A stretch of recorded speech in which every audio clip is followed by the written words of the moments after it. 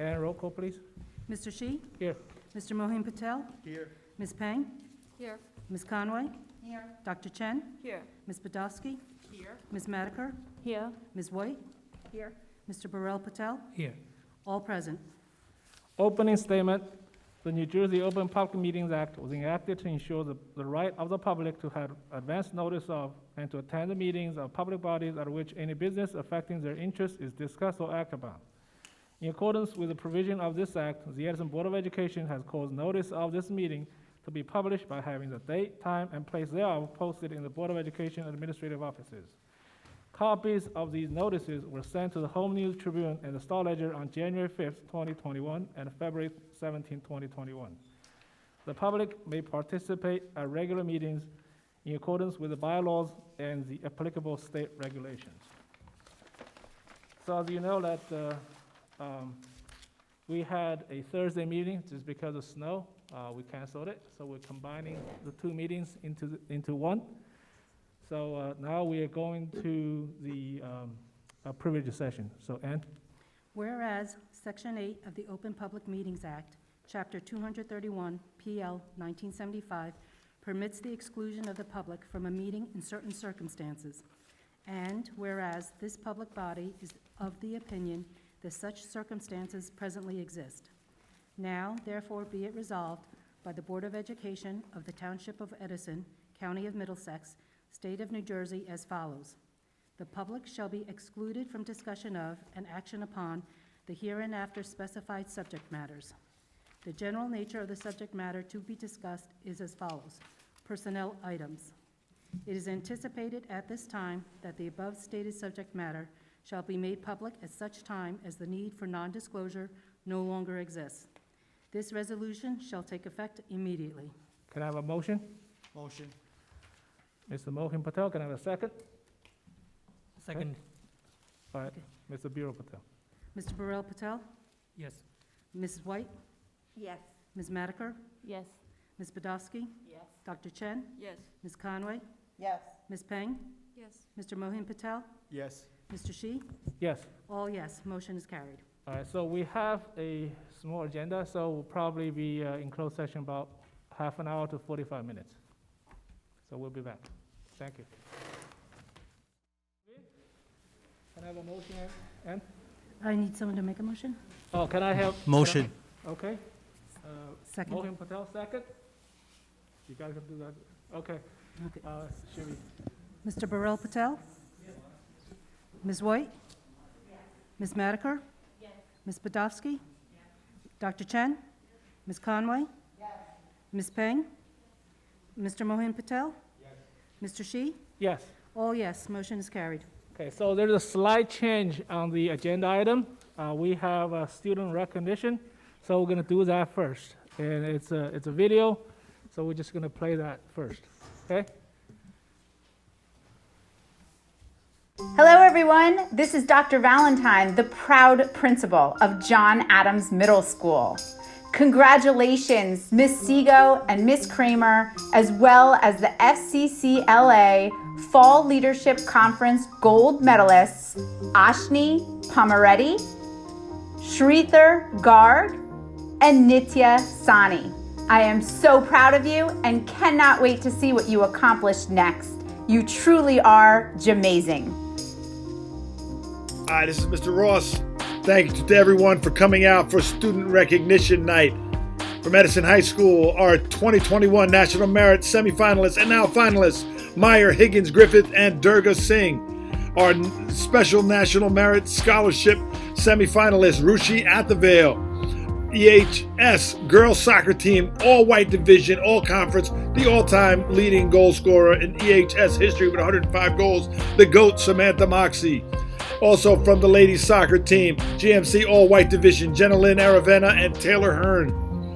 For the girls tennis team, all-white division, Prerna Kulkarni, and all-white division, all GMC from the tennis team, Nandana Vinod. From the boys soccer team, all-white division, Mr. Jaden Jackson. From the EHS cross-country team, all-red division, Gayatri Narayanan. Also all-white division from the Edison High cross-country team, Talak Dada, Akshay Vadul, Victor Osiemo, Sean Abramic. From Edison High School football team, first team all area defense, first team all division. Adekunle Shutu, Daniel Murad, Quentin Rose, first team all defense, all division, Danny Murad. First team all area offense, first team all division, Matty Yasko. All area offense, first team all division, Jaden Pert and Malcolm Stansbury. And all first team all division, honorable mention all area, Zakaria Nasser. And EHS all area offense, James Lynch. From the varsity cheerleading NJCDCA all-state cheerleading team, Miss Nicole Yasko. Thank you very much, everybody. Thanks for being what's great about Edison High. Good evening, everyone. This is Dr. Shallop. Thank you all for being here tonight to recognize our students. Congratulations to all the students being recognized tonight. Our J.P. Stevens Hawks continue to fly high. 2020-2021 National Merit Semifinalists. Jayant Basin, Arnav Babura, Ruben Chang, Sriya Chinthalapudi, Varsha Etagunta, Sachin Ganpuli, Ayush Gupta, Shraddha Hariharan, Shivi Jindal, Sanskar Kapoor, Sagar Kandawal, Ethan Kwok, Linda Liu, Michelle Liu, Leon Liu, David Ma, Shivan Mukherjee, Vaisnavi Nemala, Mayank Paliwal, Karina Pandya, Nilay Patel, Shivang Patel, Manan Shah, Shreya Shivakumar, Rishi Sinha, Manavi Sinval, Millie Sinval, Nina Trousdale, Dhrithi Valuri, and Alan Wong. FCCLA State Leadership Conference. Keshav Kadri, Ishneet Kerr, Pehel Patel, Ethan Gutierrez, Anika Patel, Harsh Jha, Jacqueline Trotman, Amrutha Banda, Kayla Aravindan, Ayushi Soni, Kushi Shah, Riddhi Shindi, Snehal Bilani, Amelia D'Souza, Ananya Rangaswamy, Aditi Kudva, Annie Aravindan, Akshara Thadakamala, Varinya Mutnuri, Gracie Bordwaj, Nikki DeCosta, Vedi Patel, Simran Joshi, Nitya Angadala, Benita Kiza Kapuram, Arnav Doshi, Lakshya Gore, Asa Mughal, Pranav Prabhu, Sneha Banda, Riddhi Srinivasan, Samhitha Mufarafu, Jitya Guru Beskran, Anaga Dangi, Aryaman Galuj, Krish Naik, Rusht Saeed, Shri Singhal, Harita Trivedi, Ayushi Gupta, Aditi Tyagi, Pragya Gupta, Yashika Chowda, Anna Shah, Sophie Wilimonsky, Leba Magul, Sia Batra, Sepan Patel, and Max Navedo. FCCLA Fall Leadership Conference. Ananya Rangaswamy, Amelia D'Souza, Abhishek Gurubhaskaran, Maria George, Ishita Boma, Amirtha Varshini Suburaman, Anumita Jazankar, Sia Trivedi, Triya Google, Harita Trivedi, Shri Singhal, Dia Patangati, Anushika Sathuvali, Nikki Patel, and Neha Patel. FCCLA National Leadership Conference, Ishneet Kaur, Pahel Patel, Yashika Chowda, Anna Shaw, Jacqueline Trotman, Leba Mughal, Sophie Wilamonsky, Sia Batra, Sepan Patel, Amelia D'Souza, Ananya Rangaswamy, Aditi Kudva, Annie Arvindan, Akshara Tadakamala, Sneha Banda, Riddhi Srinivasan, Samhitha Mufarafu, Jidyarshi Gurubhaskaran, Anaga Dangi, Max Nevada, Aryaman Kaloj, Krish Naik, Rushed Saeed, Shri Singhal, Harita Trivedi, Ayushi Gupta, Aditi Tyagi, and Pragya Gupta. U.S. Bands Division IV New Jersey State Champions, the John P. Stevens High School Marching Band. John P. Stevens High School Choir Regional Championship, Young Artist Finalist, Popular Voice, Meghna Das. John P. Stevens High School Girls Soccer Team, All GMC, All Red Division, Mia Cheshire. John P. Stevens High School Girls Soccer Team, All Red Division, Alexandra Galarza and Chloe Trevedic. John P. Stevens High School Girls Tennis Team, All Red Division, All County First Team, All State Group 4 First Team, Kavya Kanan. John P. Stevens High School Girls Tennis Team, All Red Division, All State Group 4 First Team, Shreya Upadhyaya and Shubi Upadhyaya. John P. Stevens High School Boys Cross Country Team, All Red Division, Soham Walavakar. John P. Stevens High School Football Team, All Red Division, Clarence Dixon. John P. Stevens High School Football Team, All Red Division, Ethan Edwards. John P. Stevens High School Girls Cross Country Team, All Red Division, Zeal Shaw. John P. Stevens High School Girls Tennis Team, Red Division Sportsmanship Award, Sanjana Chitnis, Erin Gassi, Mia Gutierrez, Emily Shea, Harini Kanan, Kavya Kanan, Neha Saraswatula, Lauren Sun, Shreya Upadhyaya, and Shubi Upadhyaya. John P. Stevens High School Boys Soccer, All Red Division, Rakil Badiani.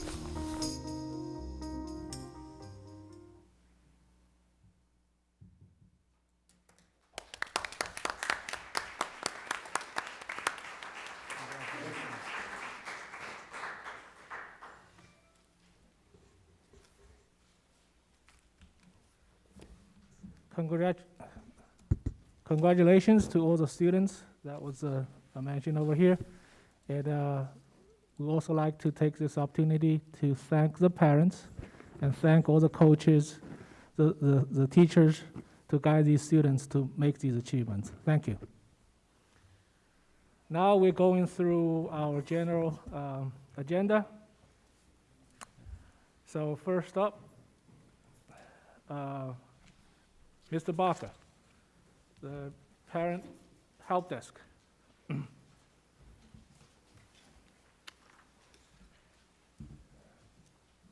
Good evening. Good evening. Dr. Bragan, Mr. Shea, Mr. Patel, board members. I'm here tonight to provide an update with our Parent Help Desk and support system. In building the solution, let's start with the goal in mind. And our goal is to build a parent support system to better serve our stakeholders and the Edison Public School community. So with that said, in meeting with Dr. Bragan, there were some non-negotiables that had to be met. First of all, the process had to be effective, efficient, customer service was utmost important, and there had to be an accountability piece where everything would be measured. So let's talk about the solution. The solution will have 4 components. First, there'll be a phone support, email support, online support, and if necessary, scheduled in-person support. So let's talk about the process. We have our phone system, email, online, and as you'll see information gathering at step 1, action resolution will be step 2, notification will be step 3. So as a call comes in, a support member will pick up a phone call and take the information down as far as the situation what's going on. And at that point, the information will be entered into the online database, where at that point, an email will go back to the requester, and the call will be routed to the appropriate department to get resolution. Same thing with the phone system, as far as the email as well. So an email will come into the system, a customer support person will take that email, enter the information into the database. At that point, the requester will get a notification that the information was entered into the system, and a resolution and action will be taking place. Once the action or resolution has been established, a notification will go back to the requester, and information will be documented into the database.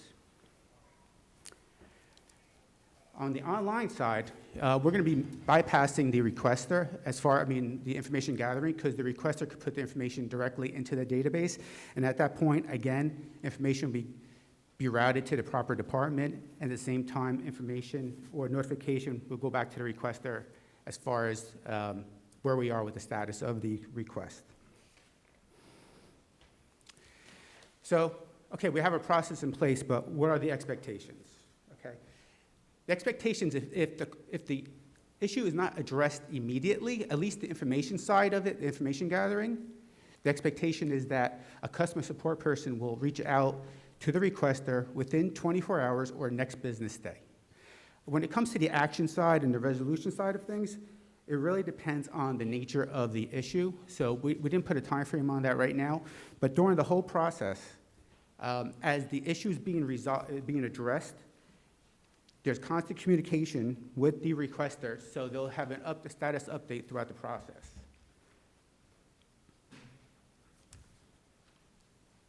Any questions so far? You have a question? You want to wait till the end?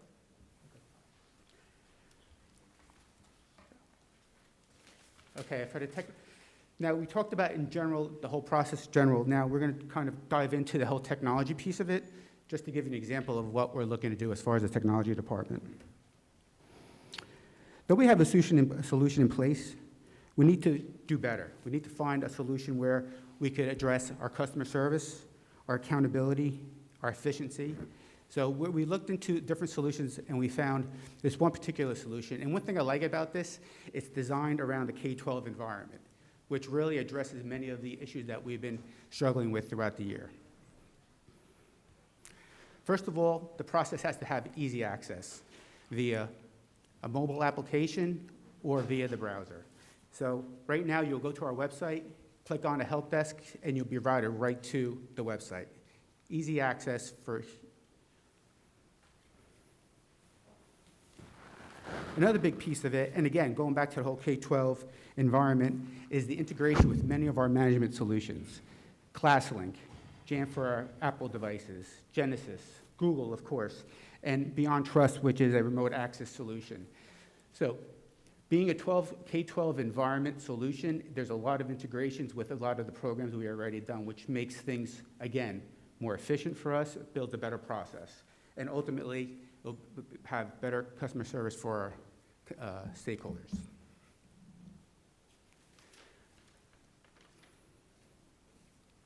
one piece that was real important to us is the whole ticketing process and how to create a ticket. The system has priority ticketing, constant communication. So as an issue is being addressed, there's constant communication back to the requester. Privacy, of course, and as an end user enters the technology work order, they'll be able to add pictures and other information to make it easier on the end user side or on the technician side to address the issue.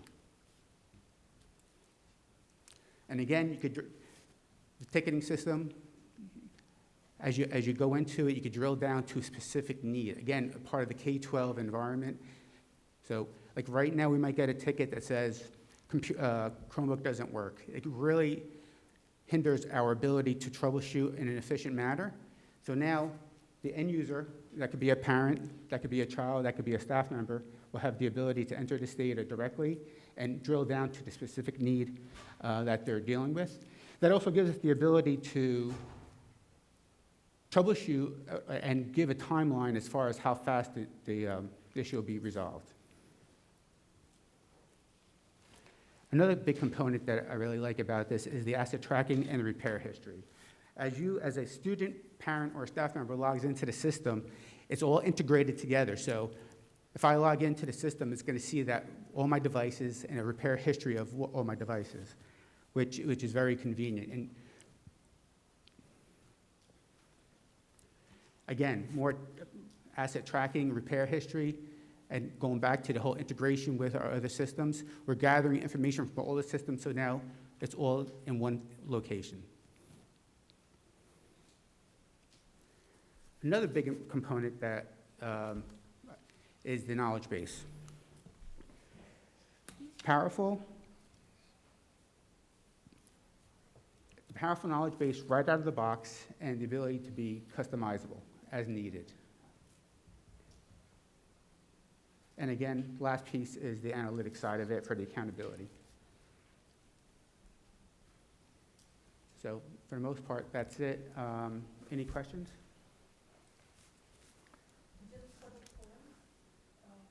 Can you just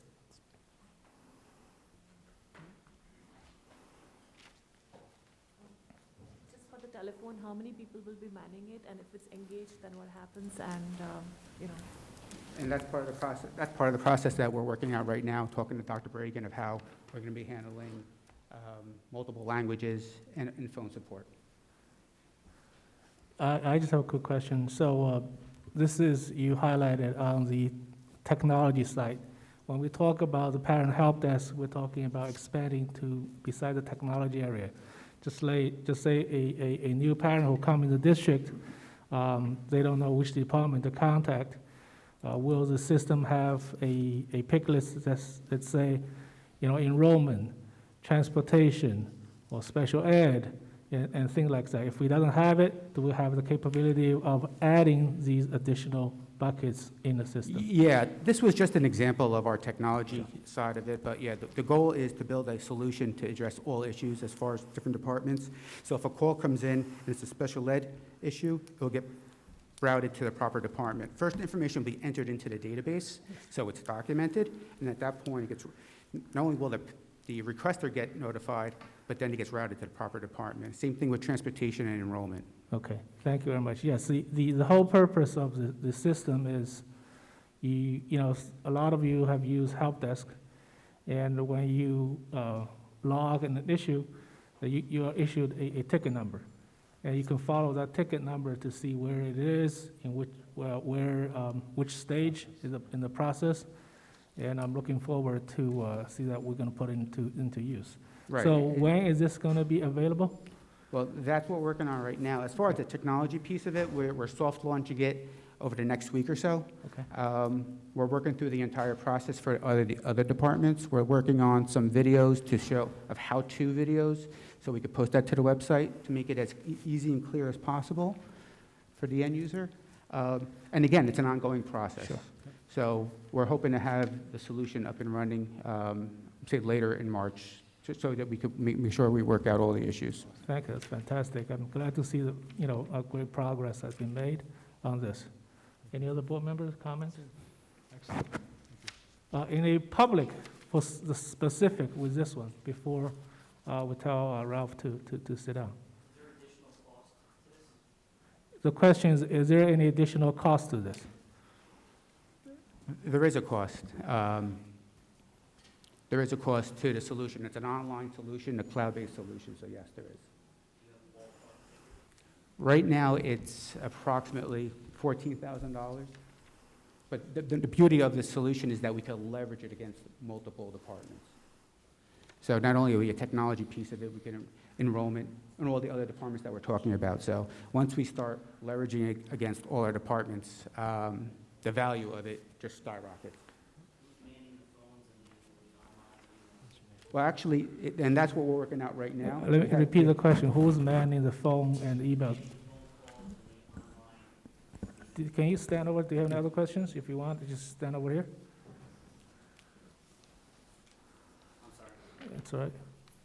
I was just curious who's manning the phones and the online emails? Because that seems like a lot of work. They're getting 100 calls a day. So God bless you.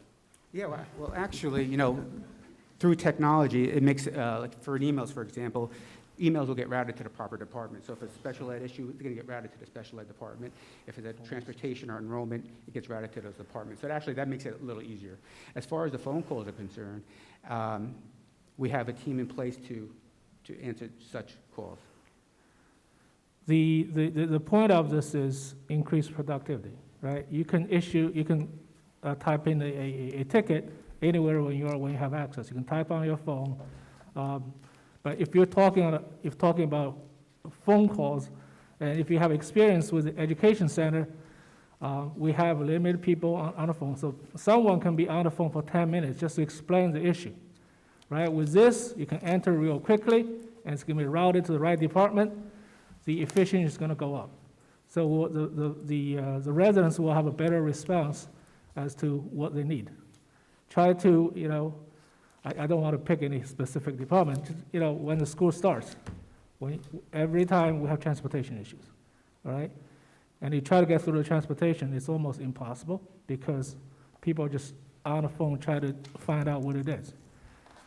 If you enter your bus stop number, it's much easier, and much quicker for us to pinpoint, and we can solve the problem. And that's also an important piece of just integrating the different technologies and building that database, knowledge base. So if a person does have a question, they don't necessarily have to call. It might be there already, especially if you get the same calls over and over again. So it's definitely an ongoing process. It's a situation that, you know, it can never be great because you could always make it better. Yeah. And I think it's going to be something that the district will really benefit from. It's a start. It's a start. Yep. Any other members have questions for this specific one?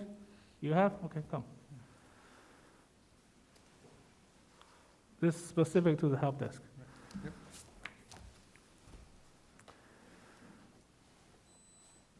I can ask some questions while he's up here, right? This is Help desk asking issue. questions? Help desk issue, All right, what he just presented. okay. Are you an independent contractor or you work for the BOE? I work for the BOE. You work for the BOE?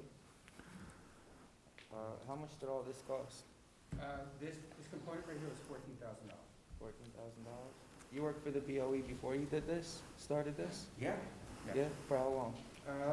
Going on 7 years now. 7 years? All right. That's it? Thank you.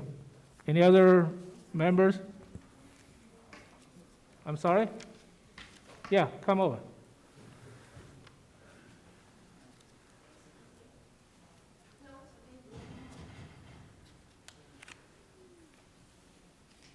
I was just wondering, is this a one-time fee for the 14,000? Is it an annual for maintenance? Yes, it's going to be an annual fee. Okay, so it would be an annual $14,000 fee a year for the next 10 years, 30 years, 25? And again, it's a process. You don't know. No, if it's that worthwhile for, and I'm going to speak for the board, if it's a solution that we all see beneficial, like for the help desk, for a technology help desk, that'll be the core of how we do business, right? Absolutely. We want to make things as efficient as possible. For us, making sure that that child or that staff member has a device in their hand is utmost important for us. I agree with that. Yeah. So 14,000 a year, we don't know how long, but an agreement was typically 3, 5, 10, right? No, it's yearly. It's just annual, Mhm. okay. Can that amount fluctuate, you know, as technology and the use of it seems to, you know, be supported so much by the pandemic, just life today? Can those fees go up, or is it locked in? No, they can go up, they may go down. It all depends how we internalize and build the solution as well. Okay, So- thank you. I appreciate it, thank you. Thank you. It's about building the process as far as, and then, you know, everything else will fall into place. All right, seeing none, no more questions for Ralph, let's move on. The next agenda item is the last school year's audit. And every year, yes. Yes.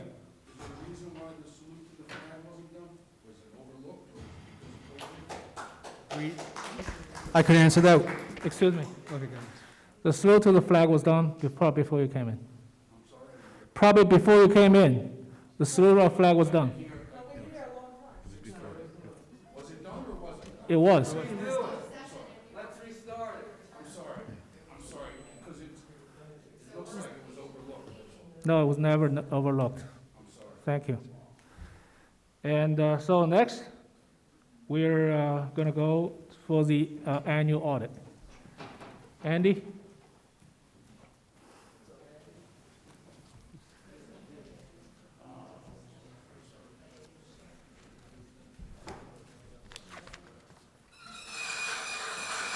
Good evening, Mr. President, members of the board. Pleasure to be here. Andy Hodgelick with the firm PKF O'Connor Davies. Here to report on the audit on the financials of the district for the year ended June 30th, 2020. Just go very quickly. The audit, or our opinion on your financial statements for the year then ended, is a clean opinion or unmodified opinion, which indicates that in our opinion, the board's financial statements are fairly presented in all material respects. With respect to the audit process itself, it entails gaining an understanding of the entity, its controls, and assessing risks that are embedded in the organization. With the district your size, emphasis of the audit is definitely on the functioning of your internal controls within the organization. And through that process, we obtain verifications, we review supporting documentation, and as indicated previously, again, a clean opinion on the financials. With respect to the financials themselves, or what you see in your CAFR report, there are 3 different reporting levels of financial statement information. One is called the government-wide area. The next is a GAAP fund basis, and then the final presentation is a budgetary basis, which most members are interested in because that's how the budget is based on, or is built on that schedule. The financials indicated a positive variance from year to year, from June 30th, 19 to up to June 20. And that's always a good result to have a positive variance with respect to your fund balance. Going to the management report, there were some findings that were presented, and they are obviously outlined in your management report. They involved reconciliations timely and accurately of your payroll and payroll agency accounts, depositing of taxes on a timely manner, and also with respect to the maintenance of your general ledger system, some of the postings need to be performed more accurately, and the trial balances should be presented in a complete basis. There were a required comment on your food service. This seems to be a result of the way the situation occurred with the COVID-19 this year, but the Department of Agriculture has a required calculation with respect to what they call net cash resources. And in this case, your net cash resources exceeded your 3 months average, and therefore it's a comment, and that's something you need to monitor going forward. Finally, in terms of comments, there were some items in terms of the district transportation registers that some of the reforms could not be located to verify attendance registers for certain students. It wasn't a huge amount, but again, we recommend that you may be sure to maintain on file all required registration forms for the audit period. And again, it was, obviously it was an interesting year based on the fact that we did experience the COVID, and I want to thank the district staff for all their help. We did a lot of the audit this year remotely. We were on site to some degree, but a lot more was remote than previous years. And again, the staff really helped us out, and we were able to complete the audit in an efficient manner. So with that, I'd be happy to answer any questions or what have you from the board. Thank you, Andy. You presented a very detailed, report to the Finance Facility Committee, and really appreciate, what you have done. Just to follow up, Mr. President, you did ask a question, I think, the last time we met, and just so you know, in terms of audited expenditures, you have about $260 million worth of expenditures that went through the district this year, and we actually tested about $32 million of those expenditures. So it's a good level. It's a very detailed examination. We probably are on site, altogether, the audit hours, somewhere between 600 to 700 audit hours involved in the process. So it's a detailed examination. And as I indicated, it's not only financial, but it's also compliance, and we follow up with that. Thank you. Any board members have comments for Andy? I just want to bring up one issue, and I brought up at the committee about the, reconciliation. And this is the third time on the report, and I'm very glad to hear that from the administration, and this is the last time. So, we'll continue to improve on this. Thank you very much. Okay. So now we'll open up to the audience.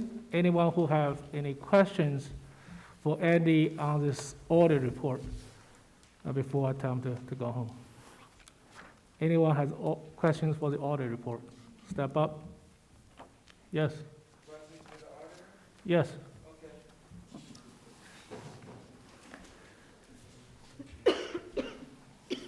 Specific to the audit. You work for the BOE, or is he an independent contractor? He's a third party. Third party? Yes. How much did it cost him to write this report? The entire audit process, I think the bid process was $55,000, is that correct? So actually all in was about $65. 65. 60, that's a lot of money. Who hired him? Who hired him? The board hired him. The board, the whole Yes. board hired him? Yes. Did the whole board hire you? There was a Or resolution. Did a specific individual hire you, or did the whole board hire you? I know the whole board hired you at one time, but how did it start off? Let me answer your question. It went out to bid, okay? His firm came in much lower than the other one, so that's how the firm got picked. What's the name of his company? All right, I'm gonna audit your company. Do you have any conflicts of interest? Yeah, no, with any board members? No? Okay, any other questions for Andy? All right, see none? Thank you, go home. All right, next up, Mr. Benedict. We have, recently, in the past year or so, we heard a lot of concerns and comments about residency issues. The students who do not live in Edison, they're coming to our school district, they're taking our resources. And last year, we talked about have a annual verification, a residency verification. And now we have Mr. Benedict to provide an update of how that is going. Thank you. Good evening, everyone. With respect to the residency checks, to date, we've completed about 2,184 residency checks. That's all kindergarten, the majority of 8th grade. 5th grade is currently being worked on. The criteria that we use when we're looking at the residency is if you have an 80% likelihood that you are not in Edison, we turn you over to actually go out and knock on the doors. We're checking the documentation that comes back, as well as contacts that you are listing. So it's phone numbers, where you're coming out of. We're checking IP addresses. In the past few weeks, we identified about 82 people who were not in the Edison area. We've confirmed 58 of those were actually not in town. and the investigators, it's turned over to the investigators, and they go out, they make the phone calls, whether you're out of state, out of country, wherever you're at, out of the town, and we track you down. Since the start of the school year, there have been 290 students who have been transferred out, identified as in another district, and 302 that are out of state, out of country. That's pretty much how we've tracked them down, considering during the course of the pandemic, people moving around and stuff like that, so that's where we're at with that. Residency, as far as affidavit goes, for those of you who aren't aware, an affidavit of residency is when you don't actually have a residence of your own or documentation that can support it. You can file an affidavit of residency. We investigate those and check those 3 times a year randomly, and that's just part of our standard operating procedure. Okay. Any questions? So this is just one grade? Pardon me? This is just one grade? No. No, this right now up to date, this is 3 grades going through. And the key grades of 5th to 6th and 8th to 9th is where we get them going into the high schools. And then there are the other students that we're also checking on as we come across them. So if anything flags up that doesn't look appropriate, we're going to investigate it. Okay. I have a question. So, yeah, go ahead. Oh, sorry. Yeah, go ahead. So you said that you look at I received some complaints from the audience that they tried to call in through the video. So if we can speak closer to the microphone, that will help them. Thank you. Is that better? Go ahead.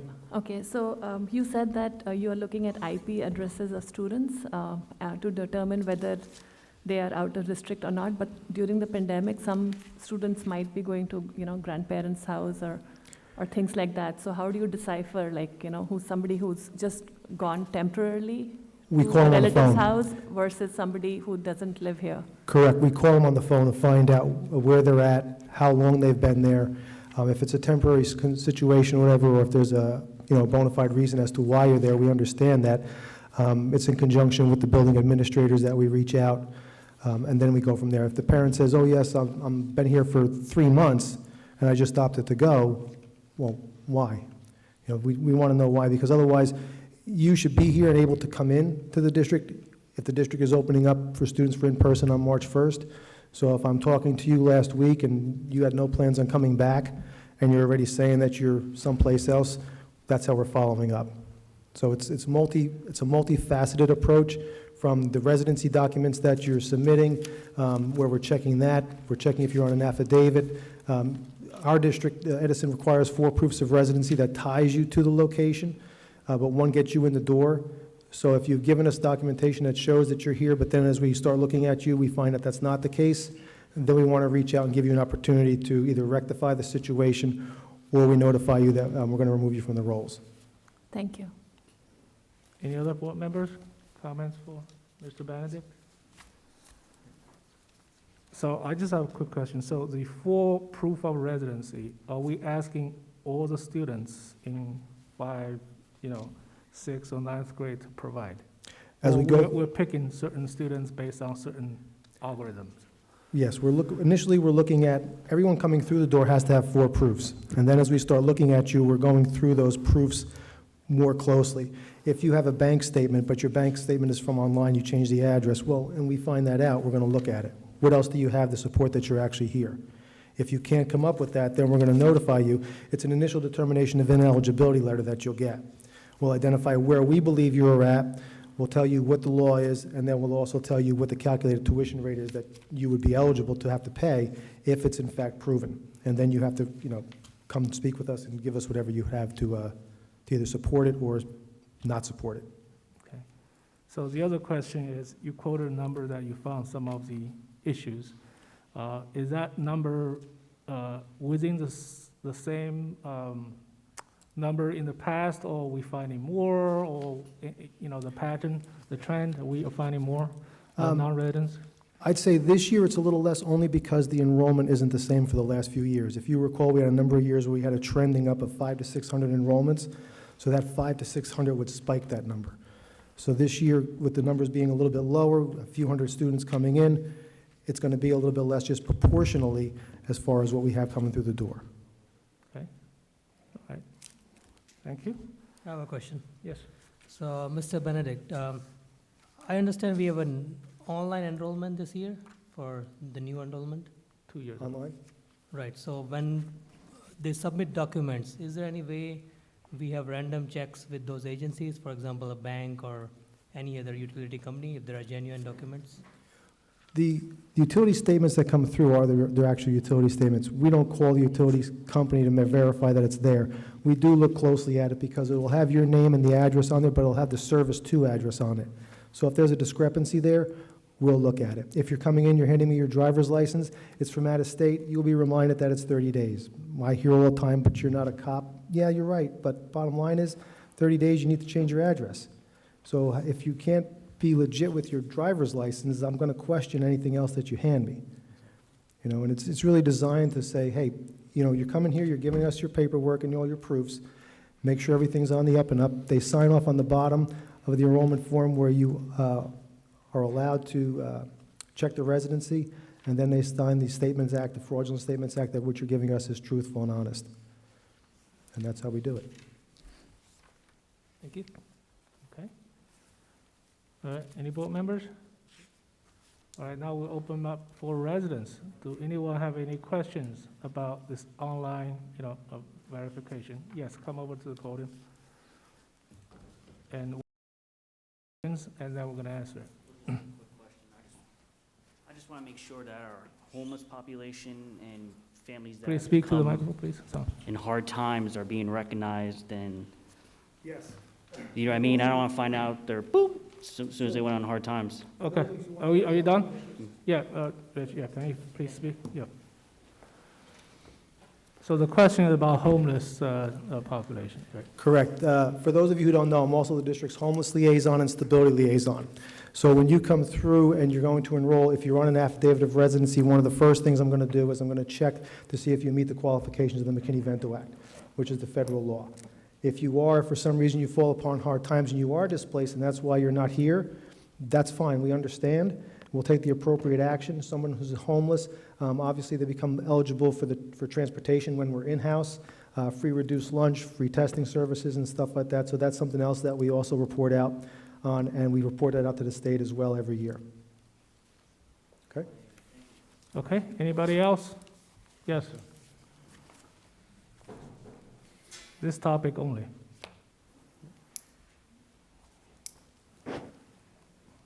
Ask all your questions, and I'm going to answer them.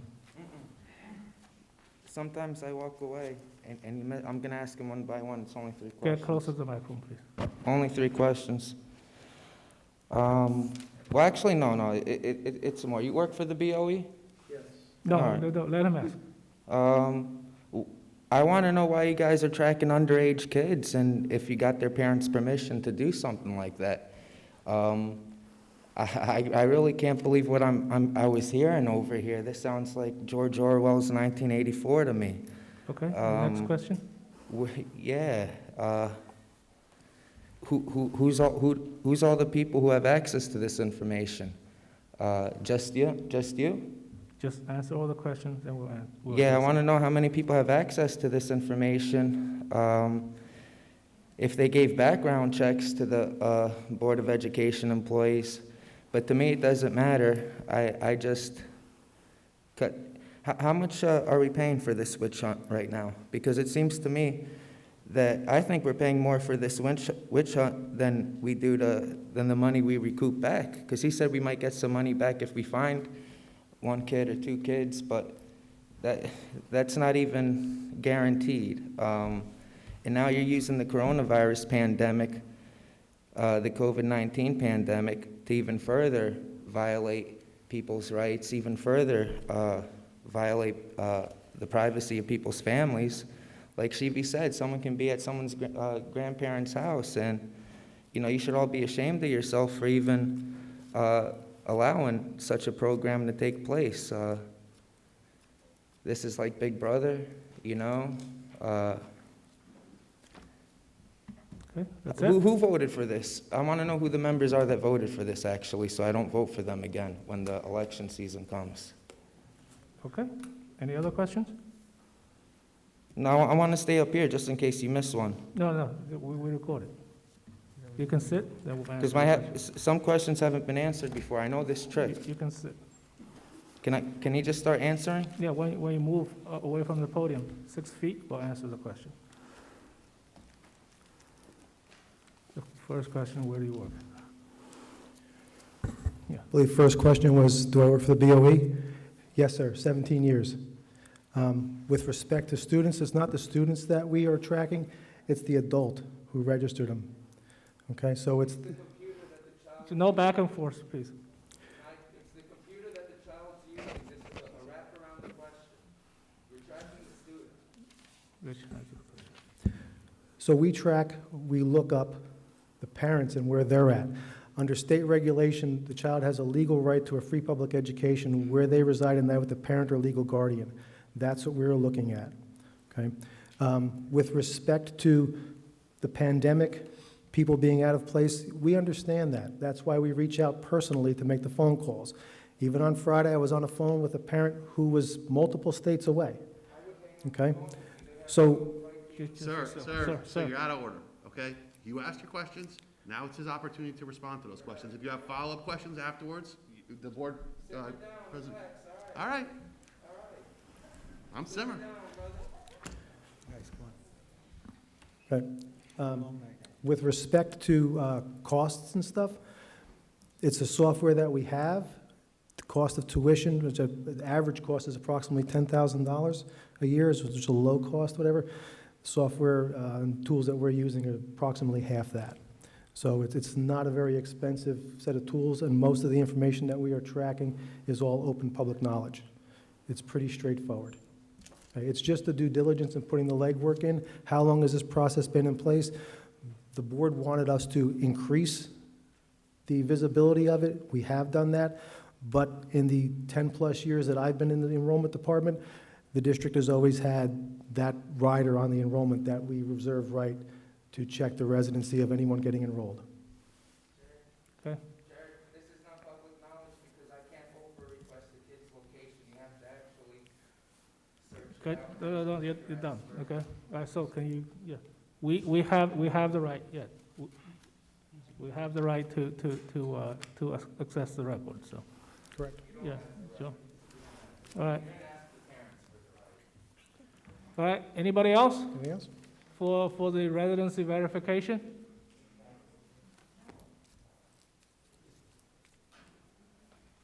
Any questions in the back?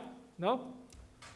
Okay, so now we move on to the regular agenda items. We have a bunch of resolutions, and I would like to have Dr. Bragan and our BA go through this. Then we're going to open up for questions from public comments on these resolutions. Dr. Bragan? You got it. The first resolution was a student recognition, and I just want to go on record as congratulating all the students that were recognized tonight. Unfortunately, they cannot be in person because we don't have that many students here, to keep with the CDC protocols. But congratulations on their efforts, their teachers, their club advisors, and everybody who helped them be so successful. We're always proud of our students and their accomplishments, and it's a great night when we get to recognize them, and hopefully we'll be able to do that in person with them in the near future at a meeting where we can give them the recognition that they deserve in person. There's also a resolution for March being Youth Art Month, where we recognize the arts, and as anyone knows, with the creativity that students get to share through the arts, especially the fine arts and artistic endeavors in the classroom and our art classes, it adds to the overall growth and development of our students, and one would argue that our nation, so we support that. There's a resolution recognizing that on there as well. There's an approval for the BABES program, which is done with our Community Alliance for our second grade students and making them aware of things that they need to be aware of to stay safe in our environment. With the Municipal Alliance and the Youth Services Commission, it's grant-funded program, 6-week program for our second grade students. That's on the agenda for approval. There's a textbook approval. Mr. Shi, I would say that we just need to update that one for the record, and if you could record that book, The Bedford Researcher, is going to not be the 2018 copy, but the 2021 copy. The 7th edition is out, so that needs to be updated for our class, an English class. That's a research book. The grouping procedures, there'll be a little more talk about that from the report out from our Curriculum Technology Committee. We'll go over that. There's a slight modification there. I think that was mailed to all the board members before the meeting this evening as well, along with our grouping procedures. In addition to that,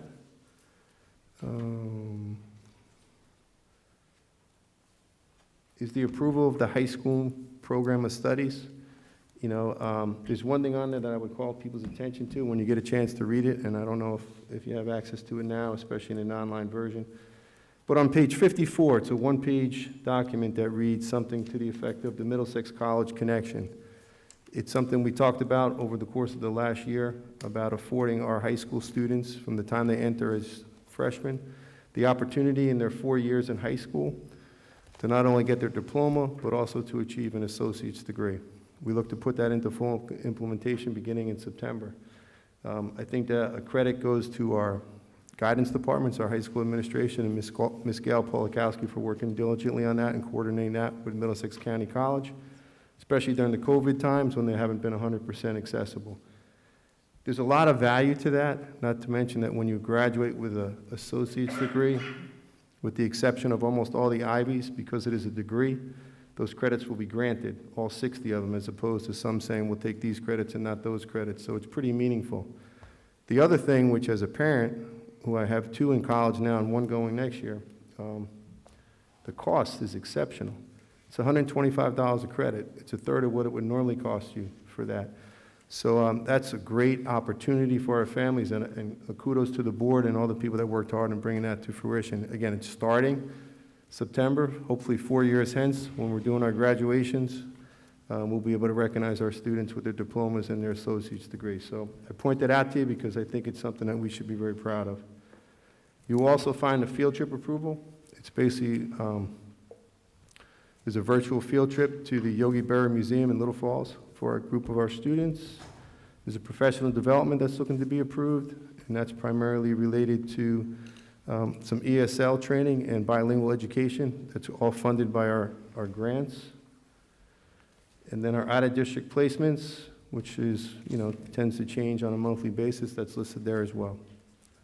Mr. Board President, that's all I have. I think we go on to the finance piece. Thank you. Ann?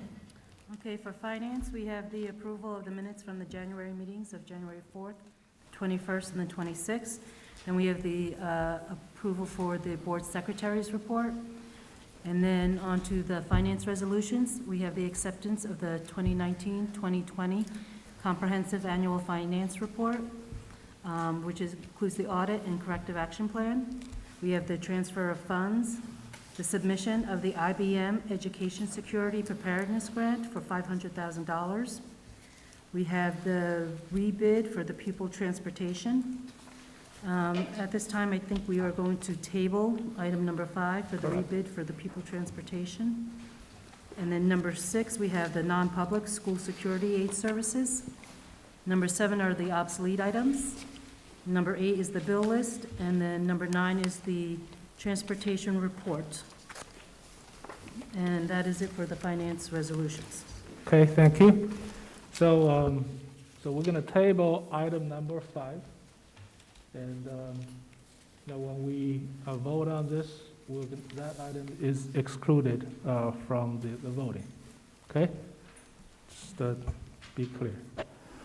All right, so now we're going to open up for public comments on these resolutions only. Resolutions only. Anyone who has comments on these resolutions, please come over and speak.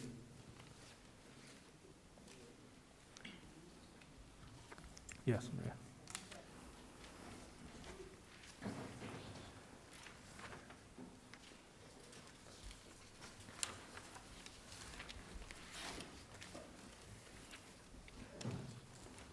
Hi, Maria Orchid, 83 Jefferson. My only question under the finance resolutions, and so there was penalties and interest, and I was just wondering for more information on that. Thank you. Okay, Dr. Bregan? Yeah. Yeah, there was an issue where in one of our agency accounts, we didn't pay the IRS on time. And because our payroll IRS bills sometimes is in excess of $1 million for each payroll, if you miss a day or two, there's significant interest involved. When we became aware of it, it was, it's over a year ago when that happened. We put in procedures and practices to make sure that doesn't happen again. However, it did occur, and we're working on correcting it. We're also working with getting the fee reduced. We have to pay it first, but then try to get it reduced from the IRS, which typically they are very responsive to that when it's a public entity such as us, that's taxpayers' money. If it was a payroll, would the payroll company be willing to abate that for us? Thank you. Okay, good point. All right. Anybody else for resolutions only?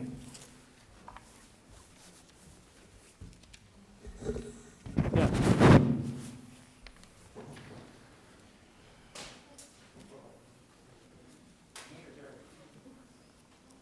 You, yeah.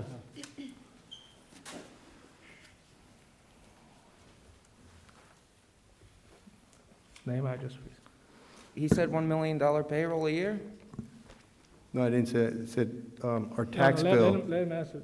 No, that's the question. That's the question. That's the only Did question say- you have? I heard wrong, right? You did. Dr. Bragan, that's all I needed to know. Thank you. No, thank you. All right. Any other audience for resolutions only? See none?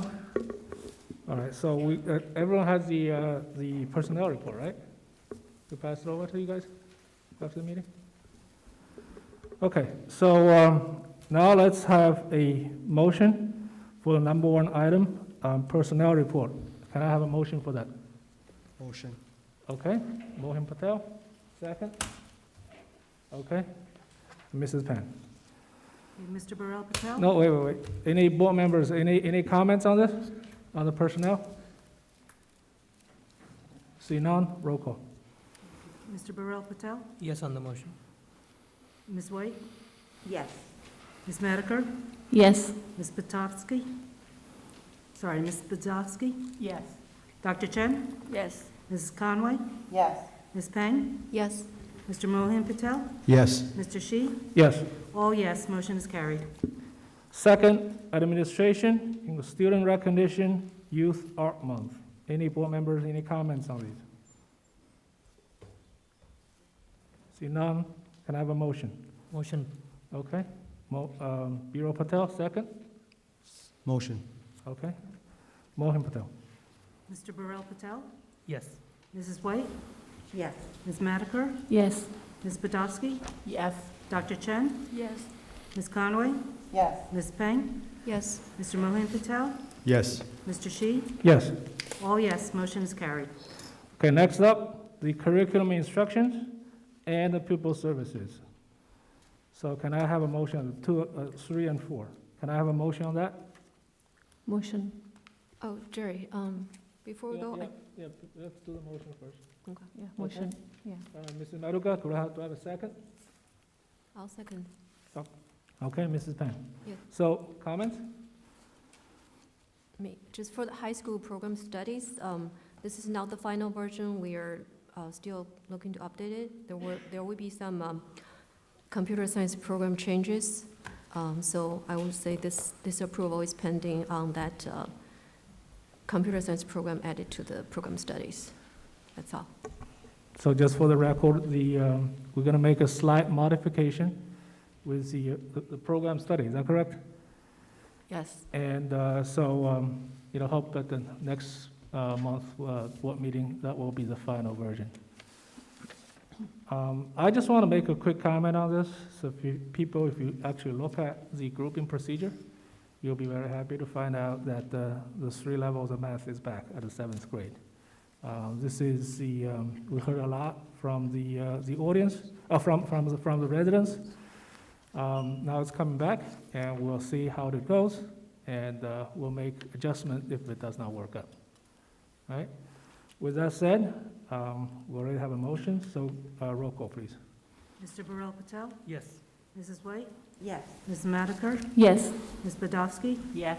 Dr. Chen? Yes. Ms. Conway? Yes. Ms. Peng? Yes. Mr. Mohan Patel? Yes, pending the adjustment. And Mr. Shi? Yes, pending the adjustment. All yes, motion is carried. Okay, next up is the finance. The 3 items. Can I have a motion? Motion. Okay. Mohan Patel, second. Okay. Shivi Maruka. Roll call. Mr. Burrell Patel? Yes on the motion. Ms. White? Yes. Ms. Madiker? Yes. Ms. Podolsky? Yes. Dr. Chen? Yes. Ms. Conway? Yes. Ms. Peng? Yes. Mr. Mohan Patel? Yes. Mr. Shi? Yes. All yes, motion is carried. All right, next up, we have three committee reports. First, curriculum and technology, Mrs. Penn. Just 1 second, Jerry. We did not vote on number 5, the finance. We just did. I thought we did number 4. No, the 3 and 4 together. Oh, sorry, I needed to point a correction under Oh, the okay, I'm sorry, go ahead. finance. Yeah, I'm sorry. In the approval of minutes, for the January 26th minutes, I had voted no on the tabling. The minutes say that I had voted to table 3-1. Okay. Recall that? Did you get that? We can make that change. We'll reflect it in the minutes. Okay. All right, we got it. Thank you, sorry. All right, so the committee reports and CTC, Mrs. Penn. Yeah, the Curriculum and Technology Committee has two meetings. This report is a little bit long, so bear with me. Yeah, besides those 2 meetings, we have multiple subcommittee meetings. So I want to say special thanks to Gail and Berninda for working really diligently with the committee to get all this done. So the 2 meetings in attendance is Shannon Peng, Yuna Chen, Mohin Patel, Shivi Prasad Madikar, Gail Polikowski, Berninda Mahabir, and Diane Brungard. We talked about the new textbook. This is AP Research. It's a senior course that was approved last year, and it's being offered for the first time to students who successfully completed the prerequisite AP seminar. The committee met to choose the research text that best meets the AP standards and coursework. We also discussed about AP testing. So a lot of parents know that College Board has canceled all the SAT2 subject tests, and I guess from then there's a higher demand for the AP tests. So College Board has opened 2 other testing windows, and our school has decided to administer 2 additional sessions. The word language exam must be taken in person. So Edison will administer the word language exam during the second window, that is May 18th to 28th, and all the other AP exams during the third window, that's June 1st to 11th. The detailed information has been sent to the students who might be interested in taking these exams. We have opened up the AP registration since February 18th, and the deadline is March 1st, that's next Monday. Students who wish to take the exam but hasn't registered last fall can register now until March 1st.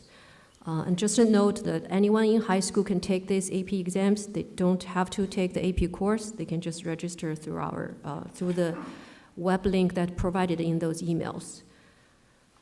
Grouping procedure, we talked about it for middle school and high school. Both placement criteria remain the same wherever possible.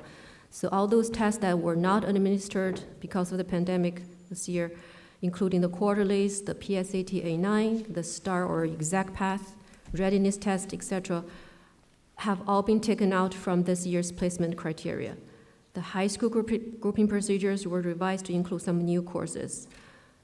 Once the placement criteria is approved, it will be posted on the district websites. That's the grouping procedure we have approved, the board just approved today.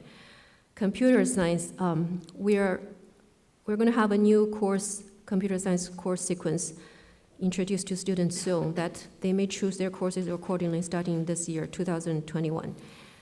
Unnecessary prerequisite will be removed, so more AP courses can be offered earlier in high school years. For example, Java programming will be offered to freshmen, and AP Computer Science A and Computer Science Principles will be offered to sophomores the following year. In the case where class size is limited, as always, seniors and juniors will have higher priority to take in selecting these courses. We also discussed other AP courses.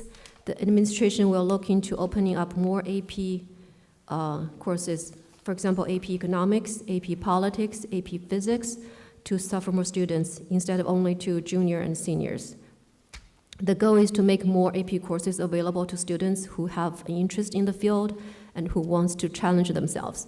We should provide the path to these kids so they can achieve their highest potentials. And also, we don't want to overload all these AP courses in their junior and senior years. We can spread it out during the entire high school. That would be easier and better. Standardized testing and grading. This committee has asked the administration, especially the subject supervisors, to keep monitoring the grades of same level courses across different classes to ensure fair grading for at least each marking period. Middle school math levels, a lot of parents would remember about 2 years ago, we used to have 3-level math in middle school. 2 years ago, it was changed to 2 levels, and ever since then, we keep hearing concerns from the parents and students. So this year, we finally bring it back, the 3-level, to 7th and 8th grade. The committee would really want to thank the current administration for adjusting this back to what it was 2 years ago. We believe that by placing the students in the appropriate level, teaching would be more efficient, and each student would receive more attention to their individual needs, while also maintaining self-confidence at the same time. District would also provide more summer courses to help the students catching up during the summer, so they can be moved up to higher levels in the fall when school starts. Finally, we discussed the elementary G&T program. This is a pilot program called Renzulli model. Feedback so far has been positive. We will have more to report later. That's all. Thank you. Thank you. All right, next up, we have the Township Liaison Committee. Mrs. White.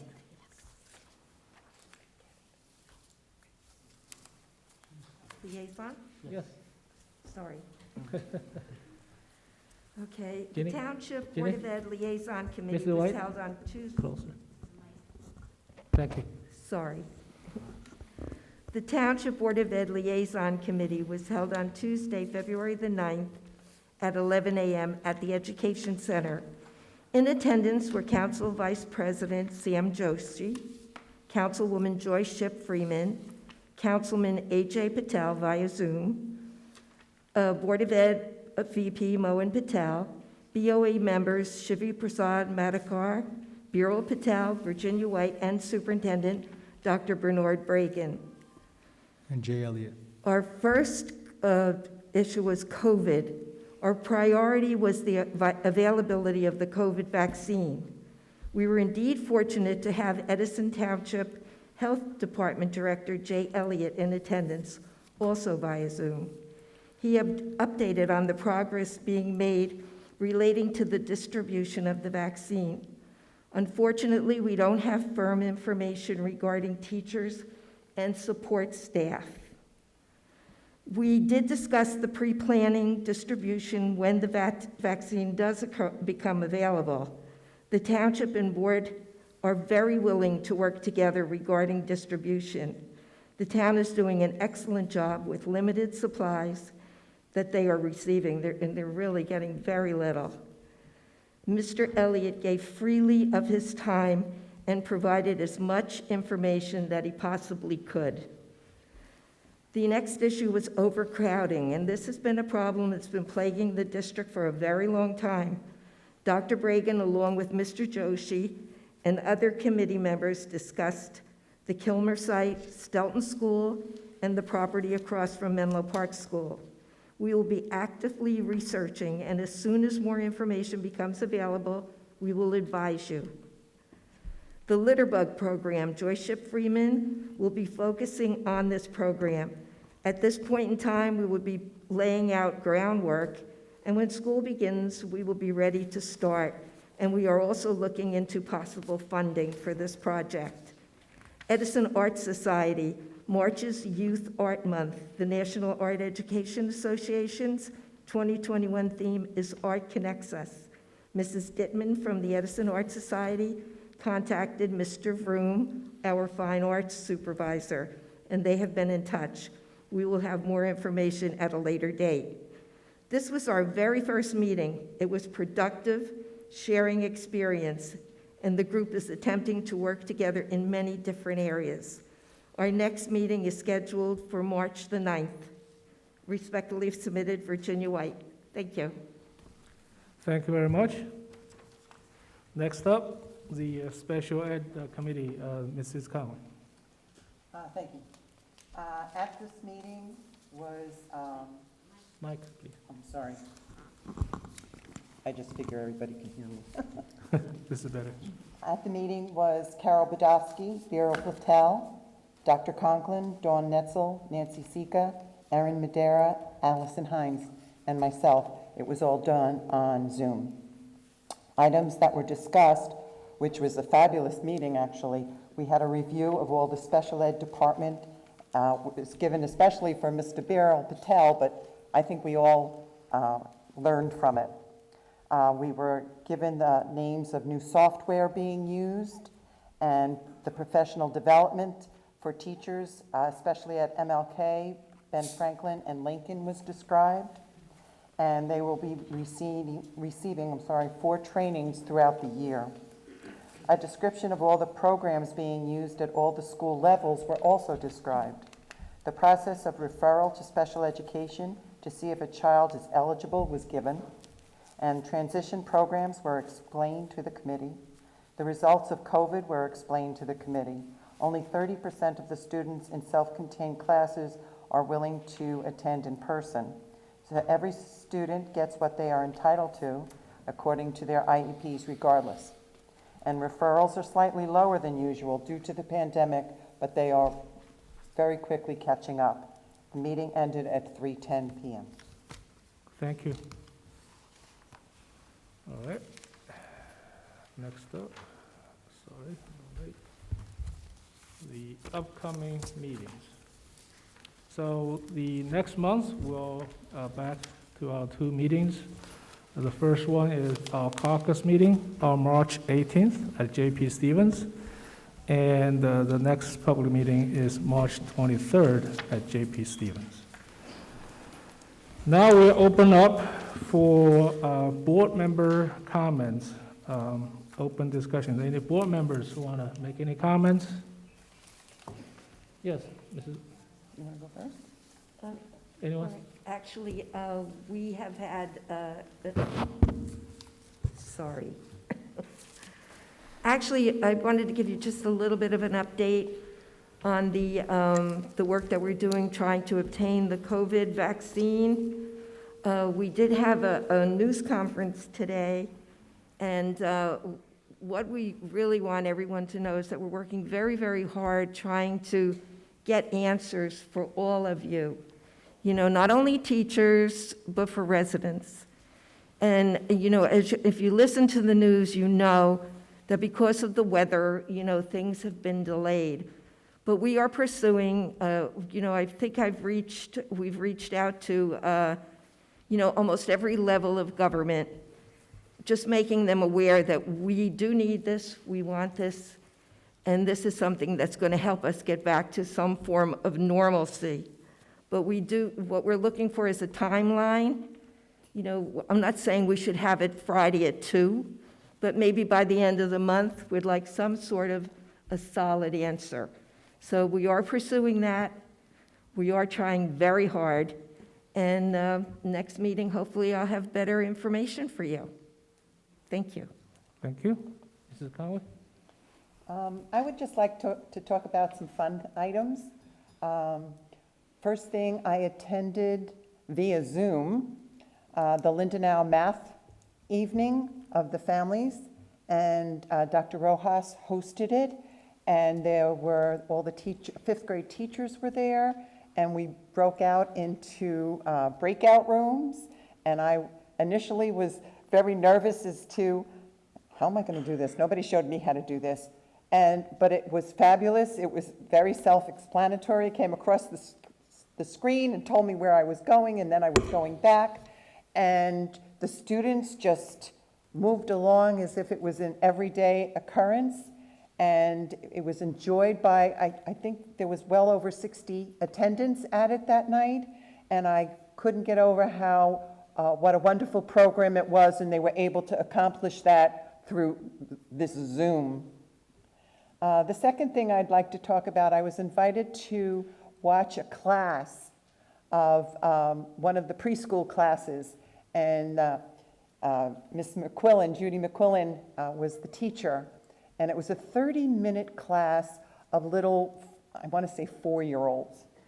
And I could not get over, for the life of me, the way she was able to have those little guys on task for 30 minutes straight. She went from activity to activity to activity. They were on treasure hunts. They sang songs. They did physical ed. It was just fabulous, and I never thought that that could be accomplished via Zoom. And I couldn't stop thanking her after it was over, that it was such a fabulous program. And it just proves to me what can be accomplished by our teachers. And I can't thank you each and every day for what you do. And the third thing is what I'm looking forward to. It's not going to be as much fun this year. I don't care, you can Zoom all you want, but Read Across America starts next week. And I've been invited to a number of the schools to read. And it will be via Zoom, but I still will be able to interact with the children because they're so good at this remote learning that I'll be able to see them and talk to them. So it's really fabulous. And I thank all the schools that did invite me, and I'm looking forward to it, and I appreciate all that they do. Thank you, Mr. Chi. Okay, thank you. Anybody else? Yes. In the video we saw of all the students, Closer. earning, Closer. closer, okay. Thank you. In the video that we saw with all the students getting the big awards and everything, there were a lot, as there are every year, of FCCLA students winning gold medals in competitions in different areas of academics. This year, like all the things that are happening, they could not do this huge convention in person. So they, along with many Edison staff members who are in advisory roles, put together an online platform where they were able to compete in public speaking and argument and different kinds of family and consumer science related topics, totally digitally. And it sounds, oh, okay, but I was able to see it all online, and it was totally amazing. I've seen many times when the children are in person competing, but this was all electronic, and that many of our students from Edison, who are state officers, helped put this whole conference together. And I was really impressed, as I am every year, but this was like they made it a whole new thing. So when I saw them up there on the screen, seeing that they earned the awards, I knew they were the faces I had seen that had set the thing up, that had programmed it, with a lot of help from their advisors and teachers here. But it was really very positive, like they've moved to a new level. That's it. Thank you. Anybody else? Yes. Okay, so thank you to Virginia White for Closer. getting the township liaison committee started and for this year, and all the wonderful things that we discussed in the meeting. Thank you to Mrs. Conway. The special meeting was very resourceful. Thank you, Dr. Conklin and other staff. Thank you to Mrs. Peng for the curriculum. I just got a chance to review that, but it's awesome. It's a good start, and it does include a few of the suggestions made by the community members. Now, I want to discuss few things, mostly for the administration. Many parents have reached out to me regarding lack of standardization in upper middle school and high school. The same children in same levels of the same subject are being taught different materials, different methods of grading, different scope, and very different tests. Some are allowed to use graphic calculators for tests, and some are not. This is causing a lot of anxiety among our kids, especially the high schoolers, and this needs to be sorted out. It needs to be addressed. Maybe we can ask the supervisors that they can take additional responsibility to ensure that the scope of materials, grading, and testing is equitable and fair for all. One way to do this, which I have received a suggestion from people, is the supervisors can present average grade report for every single subject and class to identify any anomalies at the end of each marking period so that we can address and fix those in order to ensure fairness for all students before it's too late. Any solution that we come up with, we need to have this issue addressed. It's very important. Number two, we all have a very difficult and very stormy winter upon us. And there is no end in sight to this, as everyone knows. Thanks to the federal government, who have provided options for free meals to our students. Now, last week, there was some confusion among several parents who did not receive timely communication about delivery and pickup of those meals. Most importantly, the food services announcement on the site was still reflecting message from December 17th. While we must do everything we can to ensure the safety of our staff members, because it was icy, the roads were not clear. There was a storm on last Thursday, the roads were very icy, and it was still snowing on Friday. At the same time, the food services announcement site must be updated timely and immediately as soon as we know the plan for the day. Bureau, closer. Closer to my phone. Furthermore, an email or phone call to the parents would have been very helpful. I have learned from more than one parent that their child was left without that meal for Friday. Now, it was compensated on Monday, but they were not able to receive that meal on Friday. So all I would ask administration is to pay attention to that page and please update it on a timely manner. Thank you so much to Mr. Ralph and the Food Services Department to get it updated finally last week, but let's continue doing it. Third thing, several parents are concerned that their grades are still not showing up in the parent portal, even though an email came from the district. It's imperative that the grades are up on time in the parent portal, especially when the communication is made, so that they know how they have done in the test. So they can take the same, acknowledge that, and then the knowledge can be used progressively. The grade should be entered in the portal before the next quiz or test is due, and certainly before the marking period is over. I request our administration to ensure that this does not happen in the future. Thank you so much.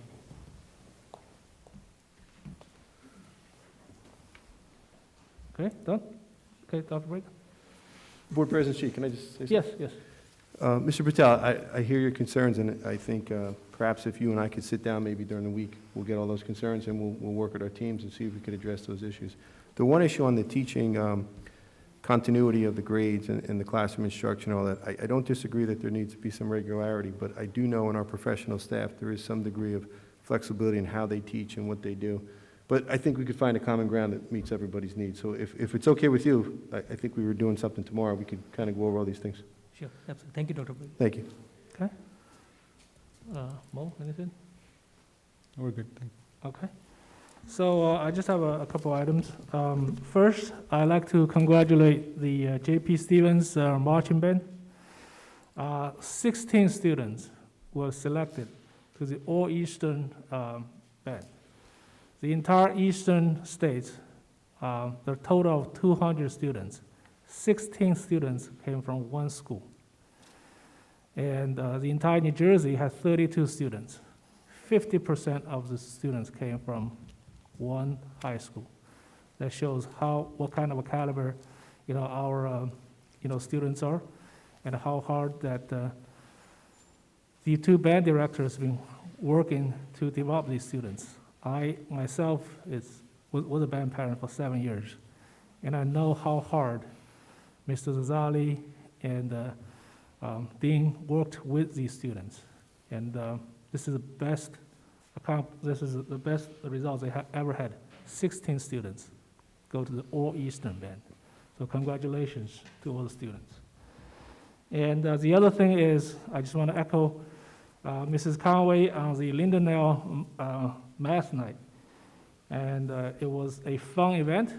The students were really engaged, and we were in the same room, and time just went by so fast, and it was just really, really fun event.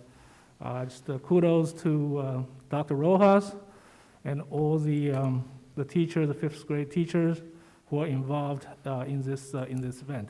they had really some great prizes as well at the end. So I'm looking forward to see this one next year because I was there, I think, before.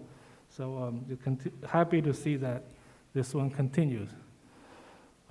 The third thing is actually is a question from the parents, and I'm going to ask Dr. Bragan on this. A lot of parents were concerned with some of the school rating. Okay, some of our schools is not ranked for very high for whatever reason or not.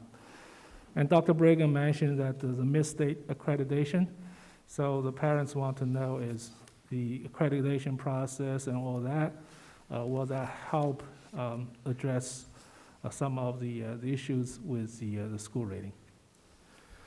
Yeah, I think one of the things too, when we look at school ratings, especially for elementary schools, before we jump to conclusions, we need to look at the metrics that are used. But that being said, it is something that's out there a lot of times, and people do use those. The middle stage district-wide accreditation, which we're looking to embark on, and over the course, it's probably going to be 12 to 18 months, will allow us two things that I think are really important to achieve that end, Mr. Shea.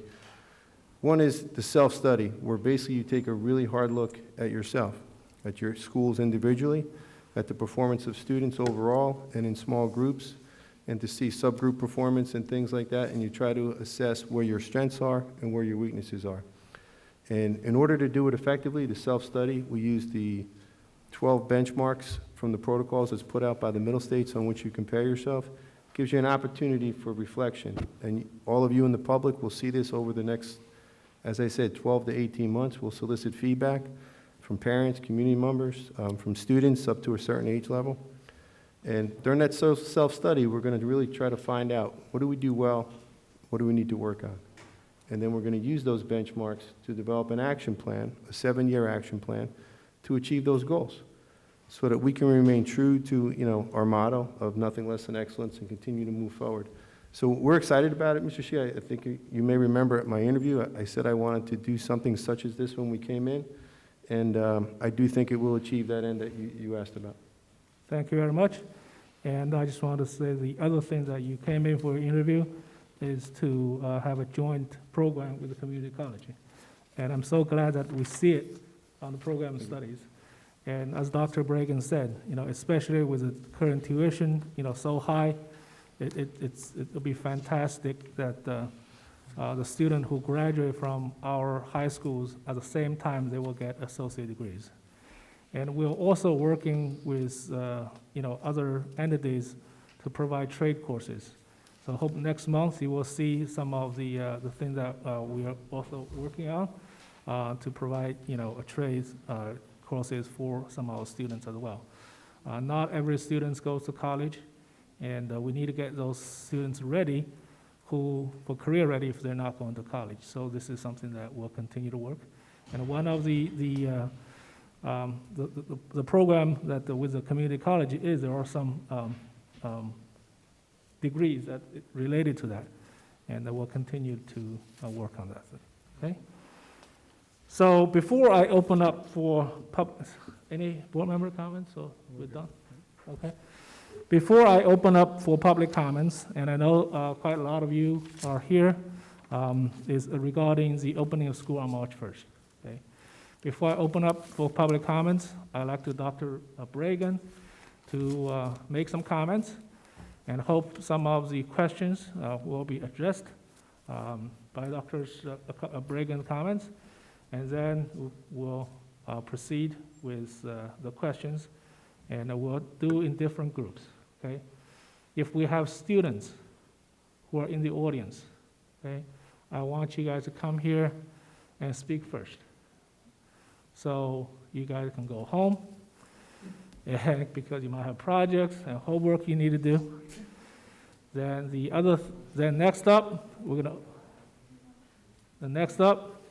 open up for the residents who are non-union members. Okay, you can come and speak, and then later on we're going to open up for union members to talk about the opening of school on March 1st. Okay. Any other topics about anything others not related to the opening of schools, we're going to put it later after all these discussions are done. Is that okay? All right, so Dr. Bragan? Thank you, Board President Chi. You know, I came to this profession not as a child where I said, you know what, when I grow up, I want to be a teacher. Where I played school in my backyard, and, you know, like many of our teachers that we interviewed tell me, they knew from the time they were children, they became teachers because they were playing as little children with their dolls, and they were playing class in their bedroom with their siblings and so on. So that wasn't me. I enjoyed kids, I enjoyed sports, I enjoyed my times, the times I was in Jersey City, the times I was in Edison growing up. I got a degree in finance and thought I was going to rule the world, right, and work at Goldman Sachs and make millions. My junior year in college, I started substitute teaching at a school for children with special needs. And I fell in love with something to which I didn't know I even cared about. And it was a calling for me. And I'm not very religious, and I don't have those, you know, epiphanies here and there. But it was a pivot in my life that I said, you know what, I found out what I want to do. I went back to school for an additional year and got my certification, and 33 years later, I stand before you, sit before you. And I have 3 daughters at home, and I talk about them a lot because they're my whole world.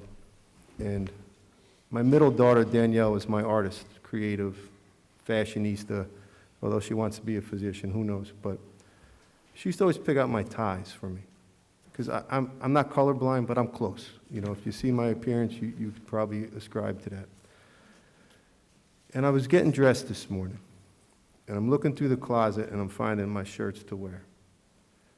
And I picked this red shirt, and I put it in my hand, and I'm putting it on. And I said, you know what? I don't know if I could wear that shirt. I don't want to make anybody mad at me. I don't want people think maybe I'm somehow chiding someone or doing something. And then I remembered why I'm here. I'm a teacher. Yeah, I'm the superintendent. I make more money, all the perks and everything that you can see in my contract and complain about or read in the paper or whatever. But in my heart of hearts, I'm a teacher. I pivoted my whole life's position because I wanted to work with children. And for me, in particular, at that time, was special needs children. And do all I can, if not help them to be successful in life, help them to have 7 hours of the day where they felt loved and valued and perhaps could learn a little more than they would have otherwise. I've not deviated from that. 33 almost years later, I believe in that. I believe in the children. I believe in all of you that are here wearing these red shirts. I'm one of you. I'm not the enemy. It's not us against them. The association leadership, I have utmost respect for. We work collaboratively. And I think, I'll just pick out 2 that I talk to regularly, Matt Rebnick and Jeff Bowden. I don't think any one of them would say that I'm disrespectful or we have discourse. We don't always agree. And, you know, sometimes we make jokes about different things, but we understand why we're here. We're all here for the children. I believe that. I believe that's why all of you are here. So why are we coming back, right? I know that. I know that's what people say. Why are we coming back? Well, 20% of our population, and you could say, that's not a lot of kids. 20%, come on, 80% are remote. That's what they want to do. That's the choice they made. They don't want to come in.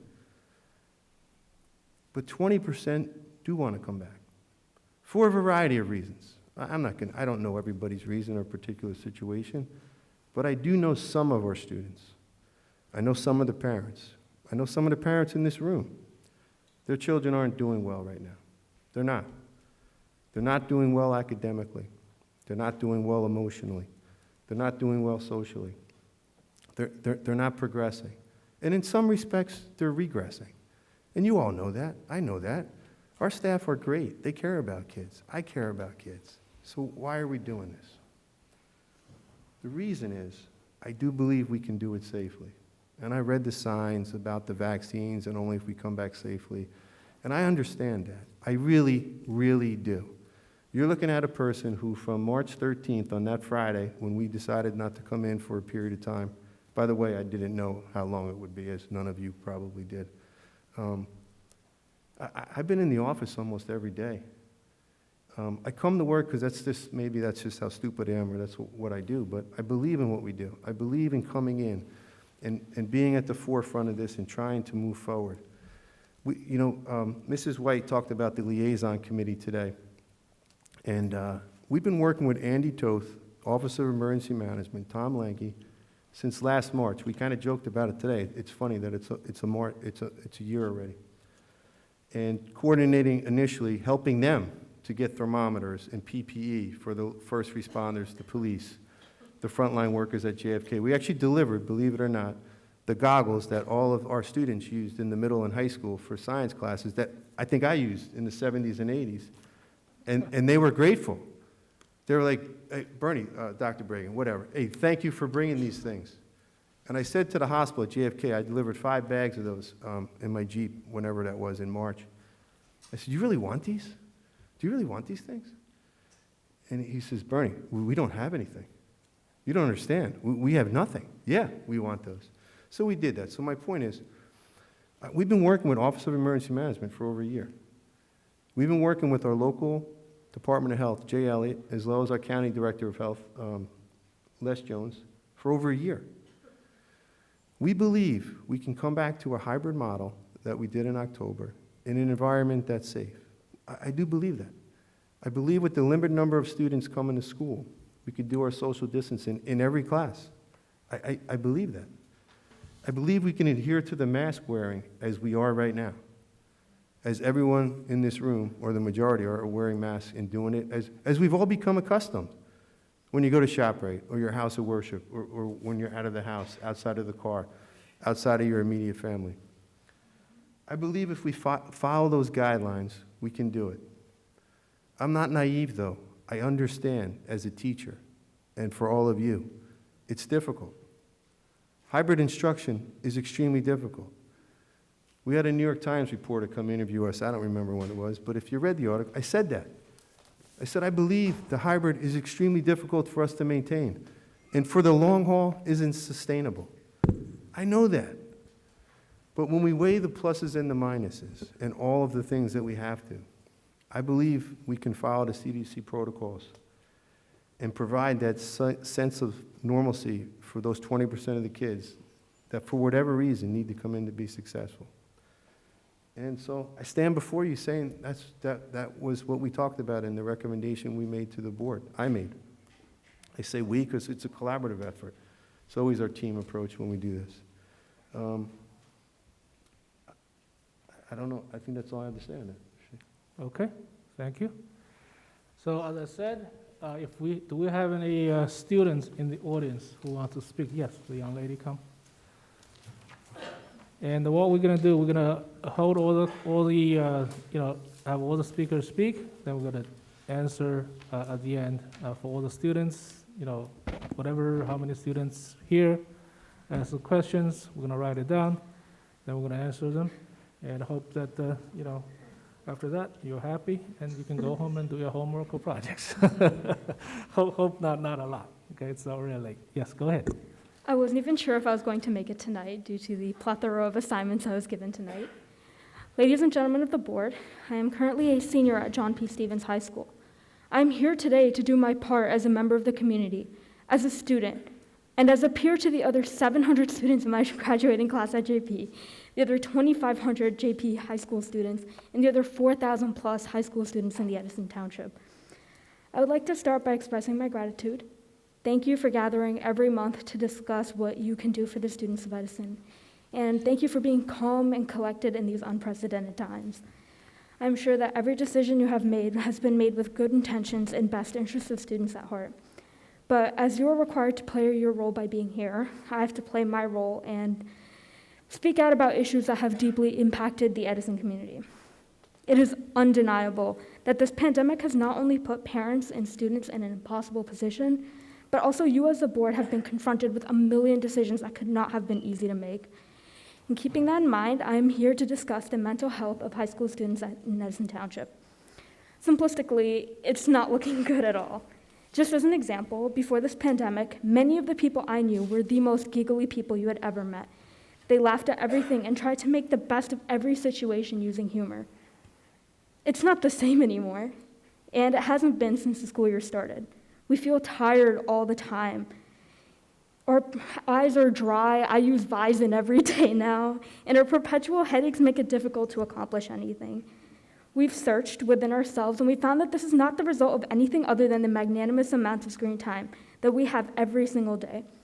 How is it appropriate that a high school student sits in front of their screen from 7 a.m. to excessively late hours of the night when they are supposed to be looking out for their mental wellness? I'm a second semester senior, and this senioritis is hitting hard. The class of 2021 has lost some of the most important high school events they will ever have. We will not get this back. But in turn, we were rewarded with 12-hour screen times. Compared to the class of 2020, this is a stark contrast. We're not asking for parties, we're not asking for gifts, rather we're asking for your sympathy and understanding of our situation and grief. We're asking for the same leniency, and by removing asynchronous days for everyone was a step in the wrong direction.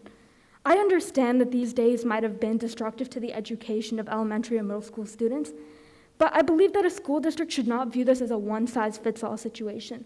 This pandemic means different things to different students. For me and many of my peers as seniors, we would use these periods to quickly finish off our work and then rush to go work on college applications, financial aid, scholarships, or one of the other million assignments we get from our other 50 AP classes that we have. I cannot imagine a second grade student having nearly the same workload as me, and I can say with utmost confidence that the workload I have received this year is far more numerous than any other year. So why make high school students suffer for a situation that primarily impacted the instruction of students almost a decade younger than us? My goal here is not to criticize, but to question and rectify. It simply does not make sense to apply the same conditions to groups that have a marginal set of differences. You should simply conduct a survey of students and parents in high schools exclusively, and then we can make conclusions about just how effective this decision was on our age group. These issues are far from being new. I'm a Girl Scout, and part of my journey is to complete a community service project targeting a prevalent issue in my community. I started this project in 2019, and I chose mental illness. This issue isn't new, but it has been exacerbated by the pandemic and actions such as removing asynchronous days and paying little attention to the mental health and wellness of high school students in Edison Township. Why is it that a student has taken marginally more action than a group of adults? Believe me, I am happy that I've made an impact, but the fact that I've had a peer tell me, quote, "Thank you for paying attention to this issue, but it is not going to get better until the adults realize the situation we are in and show some sympathy," end quote, means we are doing something wrong. Keeping this in mind, I hope that the board makes a decision to alleviate the pressure in hopes of preserving the mental wellness of high school students. Thank you. Thank you so much. Thank you.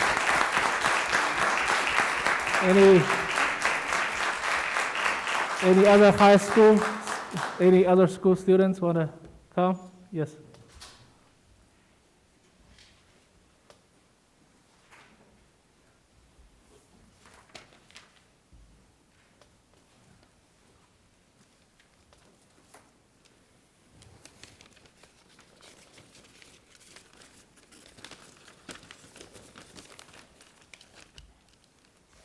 Hello, Board of Education. Thank you for holding this meeting. That was a very difficult speech to follow, but You'll do a good job. my name is Daniel Arab, and I'm a senior at Edison High School. Edison Township has always been proactive and advanced in comparison to nearby townships. But when it comes to online and virtual learning, Edison has failed miserably. After doing some research, I found that we're one of the only nearby townships that require students to go to school, to be on their computers for about 6 hours a day. And then we have homework that we have to do after school. The emotional, physical, and mental fatigue that the current schedule has on us students is severe. Students are losing motivation to do any schoolwork. As the school year goes on, we care less and less about school because, quote, "it seems as if the school board doesn't care about us," end quote. Recently, with a fellow General Student Council president, we sent out a survey. 83% of the students said that the current remote learning schedule has had a significantly negative impact on their lives. A few weeks ago, asynchronous days in the high schools were suddenly removed. Not meeting with the class served as a break for us students and allowed us to do our work at our own pace. It also gave the teachers a break, too, as they have to sit on the computer and be on Zoom all day long. As a whole, teachers and students feel extremely overwhelmed with the ridiculous amount of work. In a survey that was mentioned before, 90% of students said that asynchronous days help to alleviate screen time. One of the students said, subject-based asynchronous days were extremely useful to me. Often, I cannot focus on Zoom and would rather learn the material at my own pace. I was able to complete work for that class and other classes during asynchronous periods." End quote. It has almost been a year since the pandemic dismantled our lives, and we still don't have an efficient plan. What we're doing right now is no different than what we would do in school. It's just online. It's just on the computer. We have not devised any plan to change the scheduling or anything. Every day, students are in fear of losing loved ones or trying to deal with those they've lost. School should be a supporting environment for students, not another contributing factor to their stress. It is surely time to start caring for students and teachers' needs and give them the breaks they deserve through an efficient and empathetic plan. That's all. Okay. Thank you.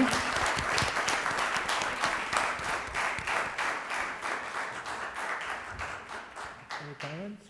Any comments? For the students, so they can go home. We're gonna wait for it. They'll say they can go home. Oh, that's all the students? Are we done with all the students? Do any other students want to make a comment? Okay. As always, we thank our students, for coming up. It takes a lot to get in front of a crowd like this and speak your mind, and we do appreciate it, and we will listen to you. We will take what you said under advisement and get back with our administrative team and take a strong look at it. So thank you. We're proud of you. Thank you very much.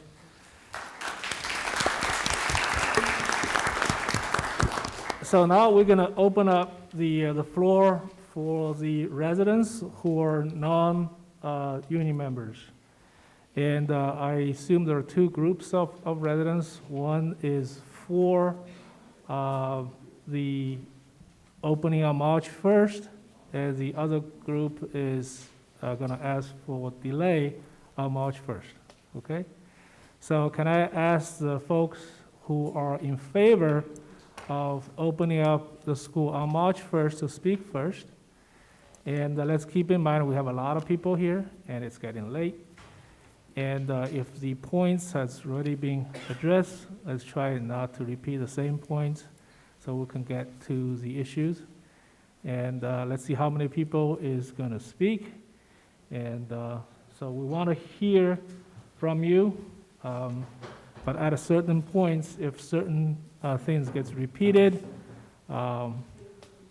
it's not a good use of everybody's time. So we'll go by that, okay? So now we're going to open up the floor for the residents who are in favor of opening up the school on March 1st. So, yes, lady over here.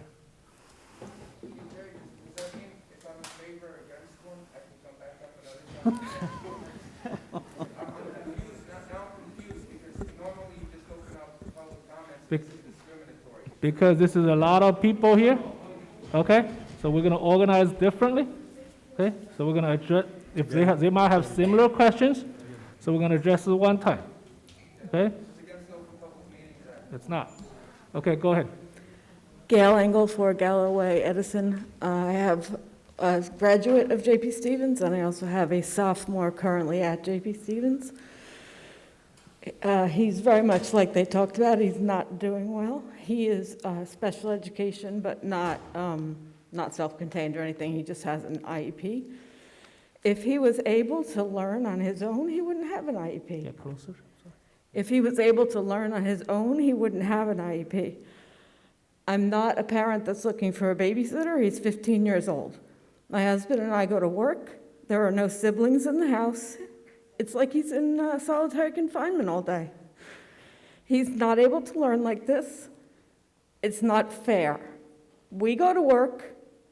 The school has to go to work. I agree.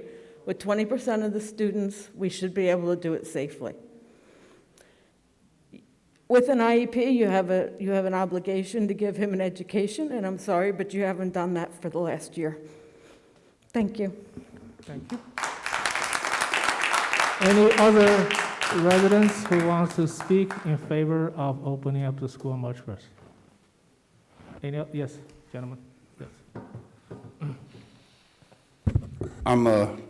First of all, President Xi, I want to apologize for my comment about the flag. I didn't realize that the meeting started at 6. That was, Sorry. I didn't Don't meant worry no. about it. Don't worry about it. Okay.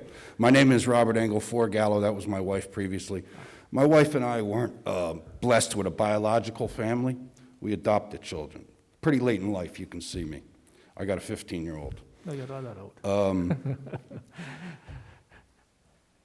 They came from the Ukraine, and they came from Siberia. The one that's still in school came from Siberia. We brought him to the greatest country in this world, in our opinion, in many of our opinions. And one of the things that we really believe in, my family's here probably 150 years. We believe in a public education. It's been good to me. I graduated from Stevens in '77. My son graduated a few years back. When I was going to J.P. Stevens, if my son was at J.P. Stevens when I was at J.P. Stevens, he wouldn't have graduated. But thanks to alternative learning and Dr. Shalop, who was then vice president at J.P. Stevens, we have a high school graduate. And we're looking for a 3rd high school graduate from J.P. Stevens. We love this community, but I have to tell you, I'm embarrassed. And I'm a former elected official for 4 years as a councilman. I don't think our mayor is doing a good job. I don't know why Mayor McCormick in Woodbridge, all the teachers are back to work, all the teachers are immunized. I don't understand why the 5th or 6th biggest community in the state can't get our teachers vaccinated. I just can't believe it. I can't believe the political might that the NJEA has, and they can't put some pressure on the governor of New Jersey. I just can't believe it. I just can't believe it. Mrs. White, we're here like the same amount of time, our crew, right? Our families? Not quite, but close. Thank you for your effort in working with the township. We're trying. But Mayor Lanke needs to start exerting some pressure. You know, I think squeaky gears get oil in politics. And Dr. Bragan, we support the opening of schools on March 1st. My son is suffering. I took the opportunity to try to be better informed here. I spoke to your union president, to the union president, Jeff. He spent over an hour with me on the phone, and I thank him for that. I told him that there's a lot of places I agree. He tells me that there's a PPE problem. He didn't get plexiglass. I got to tell you, we pay a lot of taxes in this town. We got to get some plexiglass. We got to get some. You know, if we need spacesuits, we better get spacesuits, because I think the teachers deserve a safe working environment, but I think my kid deserves an education, and I think somewhere we all got to work together. When I listen to everybody, when I listened to everybody here, you board members are very, very good at patting yourself on the back. Something's not working here, man. We need these kids back in school. We're not blessed.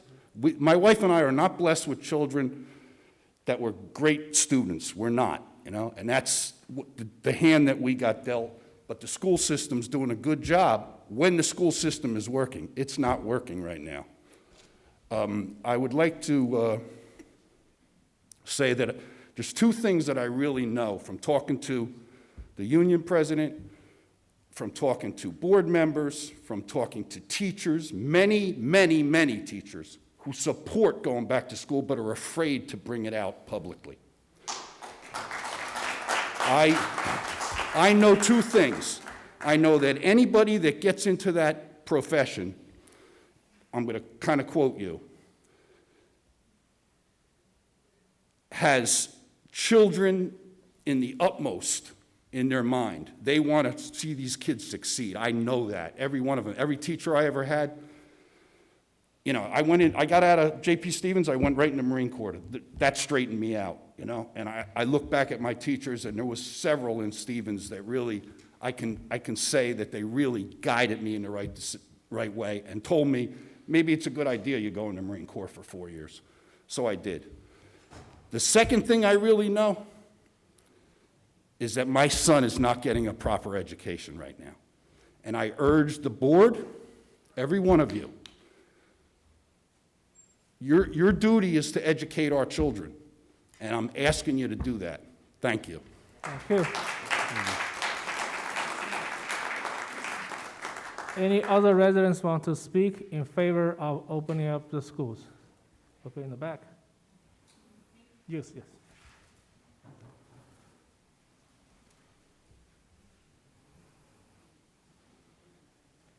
Anyone who wants to speak, if you can move up to the front, that'd be great. Thank you, ladies and gentlemen of the Board of Education. My name is Marlena Kang. Get closer. My daughter goes to Benjamin Franklin. She's in 2nd grade, and I've witnessed, you know, as a parent, I can't, you know, help but to monitor her classroom activity. So every day I see kids crying sometimes or running away, like teachers are trying their hardest to, you know, make sure kids are engaged and participate.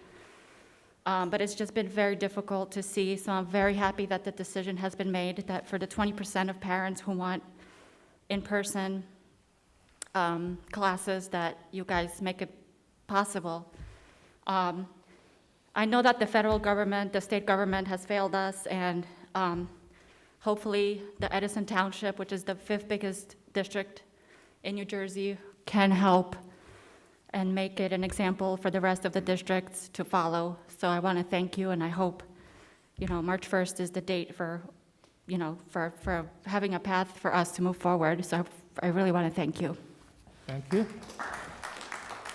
Any other residents? Yes, in the back.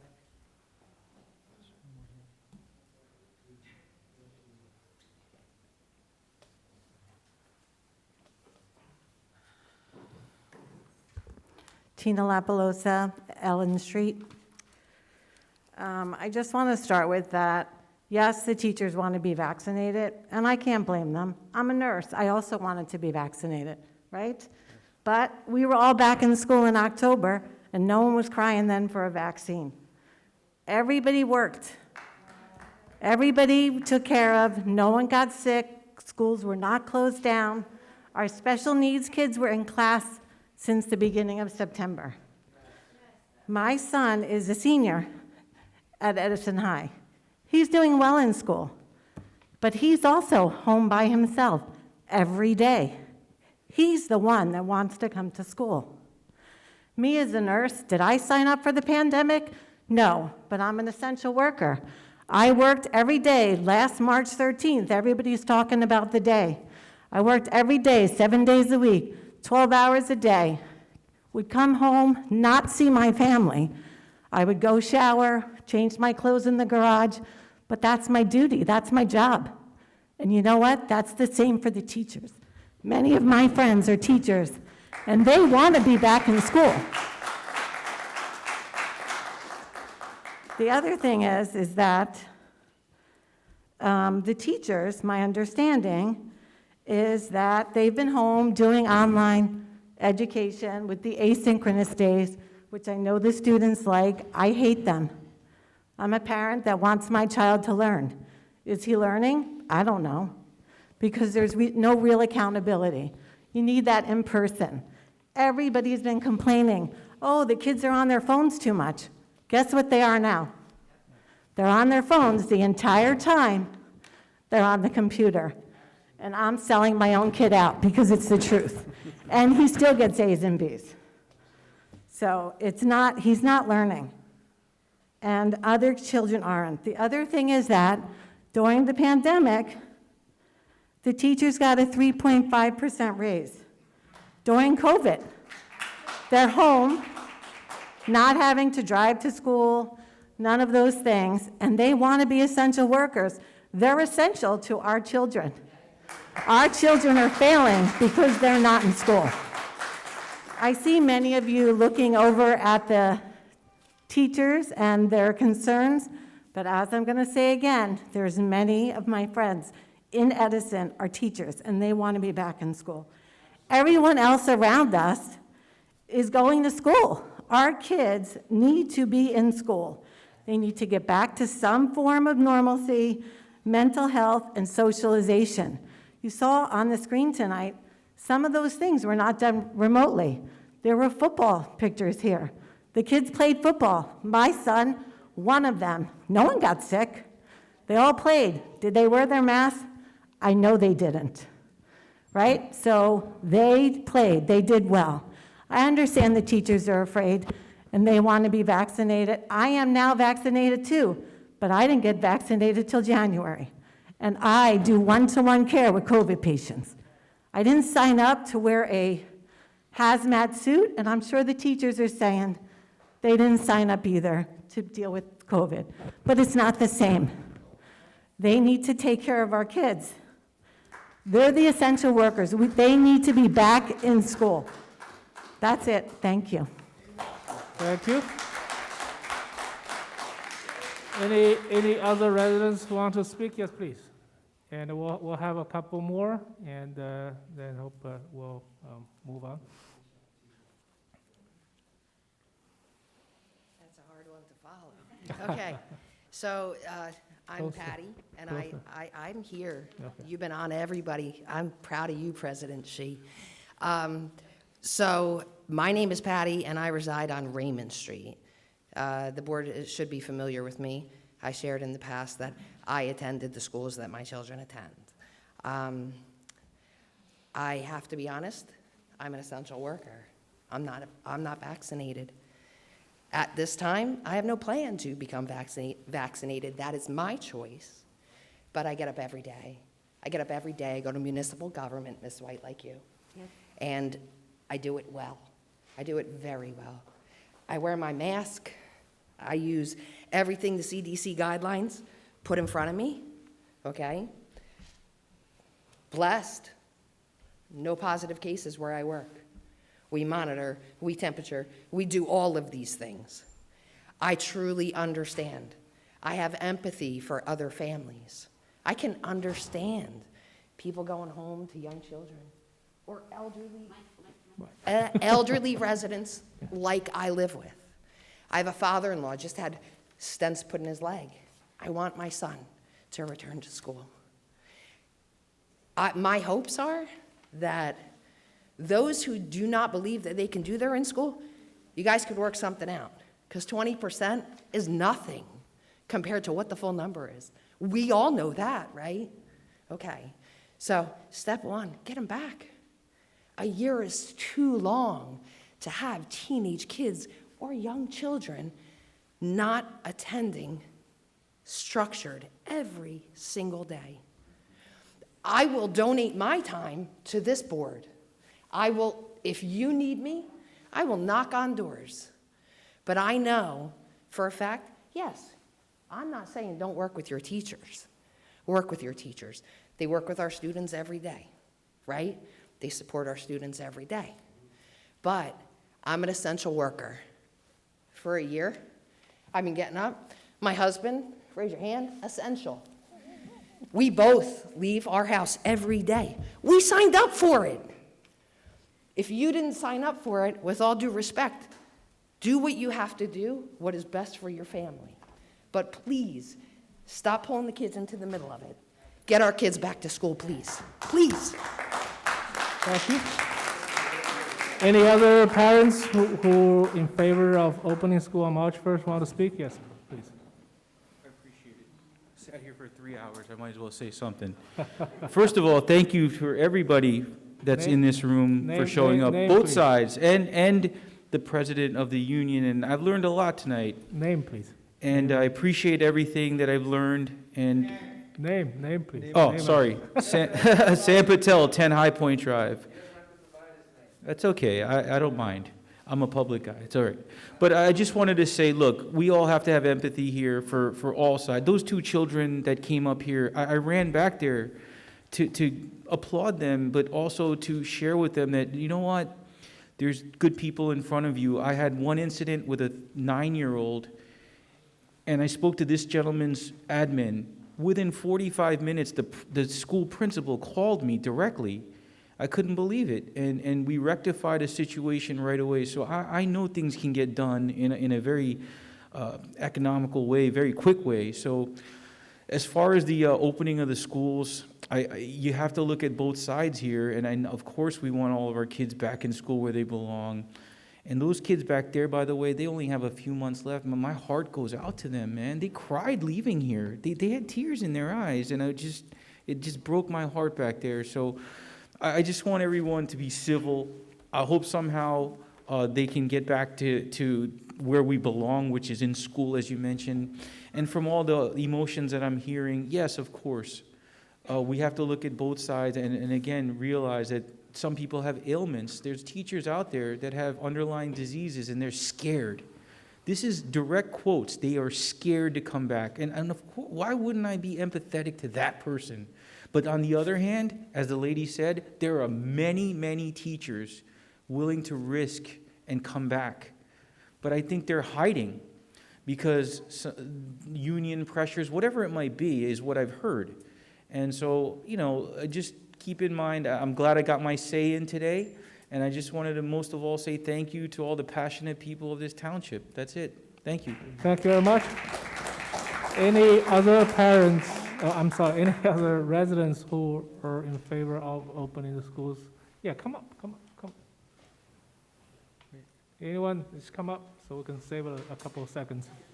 Yeah, I'll call you. I'll call you. Yes. Hi, Tina Chalice, Bernard Avenue. I hear a few people speaking on behalf of special education, so I wanted to stand up because I have 2 children. One is in gen ed, faring pretty well during the pandemic, but my 10th grader at J.P. Stevens is in a self-contained autistic program. And, like Dr. Bragan said, for him it's not a matter that he's not progressing or not progressing as quickly. He is regressing.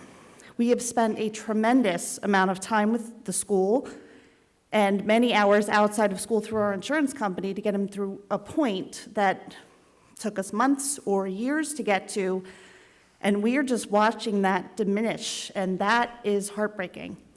It's heartbreaking because he has only a few years left in the school system. The time it will take for him to recoup, I don't know that he can recoup some of the skills. I always stand behind our teachers. I believe that you need to do what you can to get the kids back to school, but I can't stand behind waiting for a vaccine for that to happen. That's just not feasible. The number of 20%, I hear a lot of parents, I think that number is more than 20% that want back. Some of them can't do the hybrid model. It's easier for them to keep their children home. Not that they don't feel safe sending them, it's just difficult. I had a job, my boss was very nice to allow me to work from home. I had to leave that job because I cannot leave my 15-year-old autistic son home alone to school for 6 hours a day. It's just not possible. It's a sacrifice. We made it. My kid's important to me. So that's really it. Thank you. Okay, thank you very much. Maria?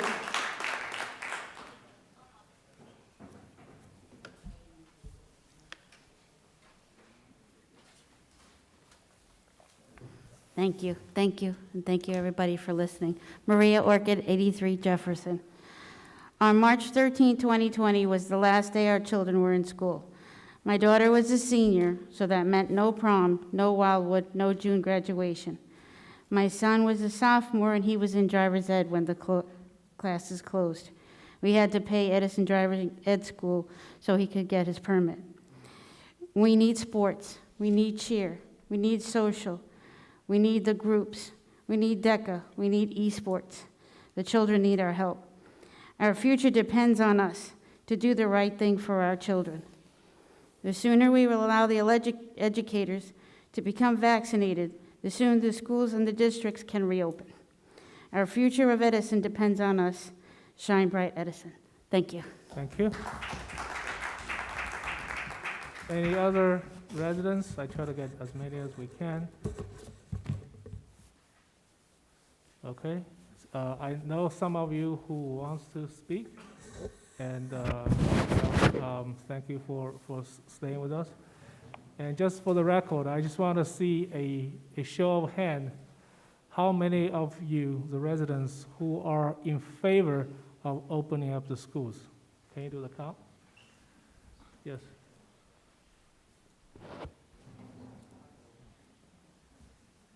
When you say opening the schools, are you saying 20%? Yeah, March 1st, as what we planned, hybrid, yes. Yes, yes. Right now, the decision is March 1st, so, a hybrid on March 1st, I'm sorry.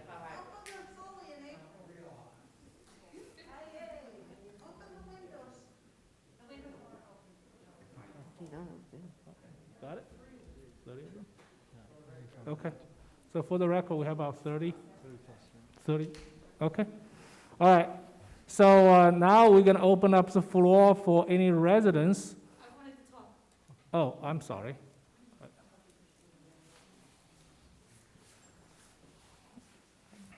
Hi, thank you, everybody. My name's Kathleen Rowe. I'm on Parkerson Road. I have a senior here at Edison High. I have an 8th grader at Herbert Hoover, and I have a 2nd grader at Lincoln School. My senior does not want to come back because she is afraid to where she cannot be into a class that has a student in there to where she is quarantined, so she can't do her cheer. She was Edison High School's mascot last year. She was Egger. She absolutely loved it, and she also got a picture with Mr. Ross on the with the Egger. I do know Mr. Ross is using that picture for something that he is doing. My 8th grader is going to be in softball. I'm not sure if I'm going to be able to keep her into school. She does need to go to school. She sits home every day and does absolutely nothing besides being on class. They don't get up in the morning to sit here and get dressed. I guess that is my fault because I am an essential worker. I sit here and go to work every day. I've actually done more overtime in the past year than I have the 11 years I've worked at my job. Where my job is Costco. Everybody goes there. Everybody is there. I like Costco. I like Costco. I have even seen Miss Conway there. I am not all the time in the main office, the main store. I am actually in tires for the past 2 years, but the 6 weeks, 8 weeks, when the first pandemic happened last year, I was in produce. You have no idea how many people do not sit here and follow the rules and come by you. If I have not gotten it in over a year at all, there is no reason why we can't go to school. I'm truly sorry. My 2nd grader absolutely hates being home. He does Taekwondo. He will be going for his black belt next month. And the only reason why that is happening is because Taekwondo went back to the store to where they were able to do it. When he was doing it on Zoom, he absolutely hated it. There is all kinds of noise and stuff going around. I do have my parents at home. They are 67. They sit here and try their best to do whatever they can to keep him online and doing what he's doing, but it's not working. Unfortunately, I do have to go to work every single day, and I am there when they are in school. It absolutely sucks. I'm truly sorry. I praise the teachers for everything they do. I love my teachers every day. I sit here and tell them all the time. My 2nd grade teacher, I gave her a 4-pack of wipes so that she could use in the school for her own class. I truly sit here and try and support my teachers every way possible. They all know it. Even my John Marshall teachers could sit here and tell you, because that's where my high school student went. I truly do. I try. It's just really, really hard, and I'm truly sorry, but they do need to go back. It sucks, and things have to move on, but if I could sit here and go to Costco every day and sit here and deal with all of the idiots, because they are there, we can get this done. Thank you. All right, thank you. All right, so we're done with the first group. Let's move on to the second group. So do we have any residents?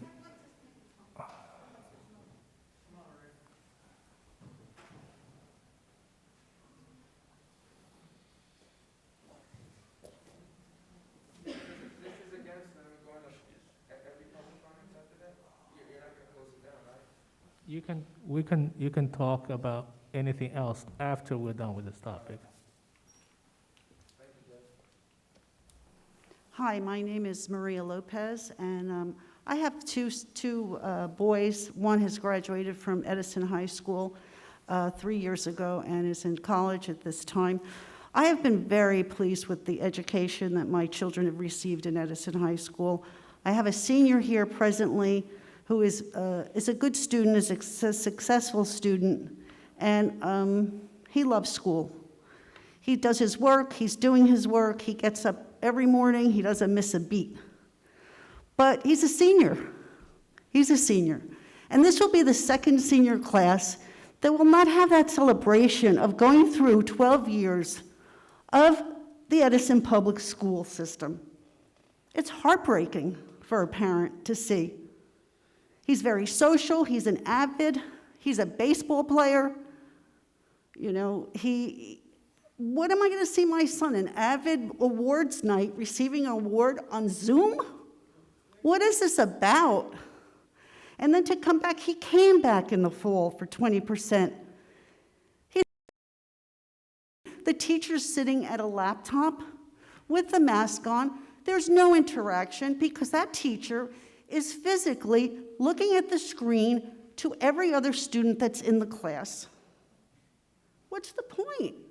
Especially a teenager's not gonna, I'm gonna get up in the morning just to sit in a classroom that has 2-3 students?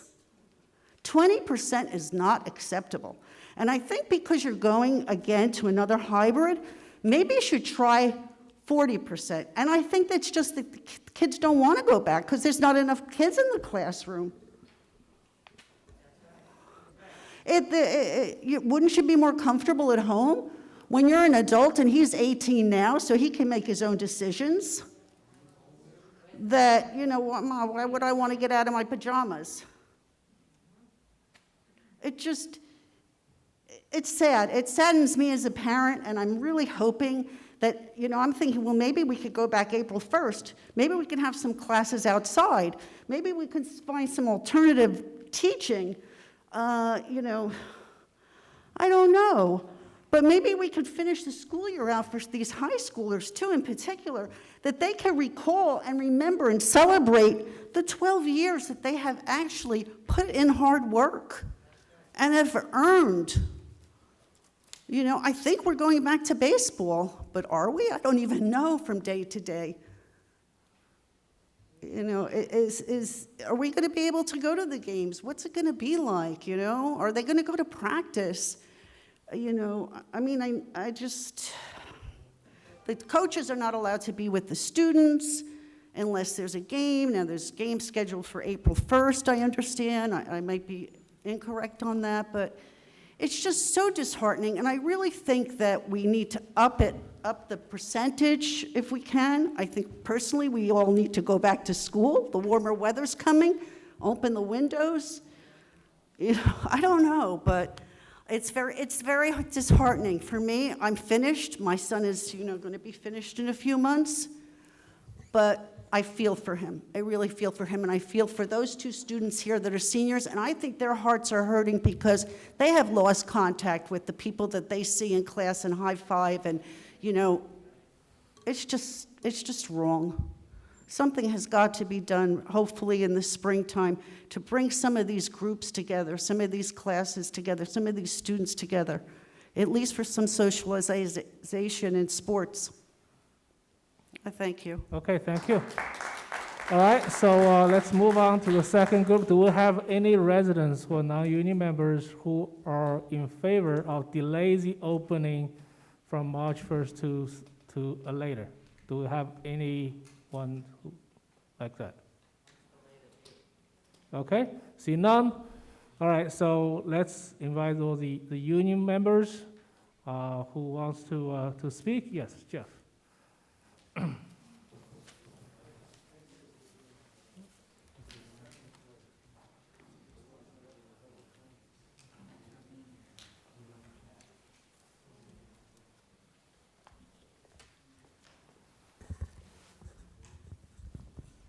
Talk about to be the most hated guy in the room. Go ahead, go ahead. I got 3 pairs with me, Jerry. You have, okay. First of all, if I ever had to go back in the classroom, I definitely need to get contacts. Let me introduce myself. My name is Jeff Bowden. I have been an employee from Edison Township since the fall of 1984, 37 years. I spent 28 years teaching science at John Adams Middle School. And I spent the last 9 years as the association president for the Edison Township Education Association, which is comprised of approximately 1,575 people, comprised of teachers and support staff. For the last year, as you know, life has completely changed. And there's nobody in this room, rather than myself, would like to bring it back the way it was.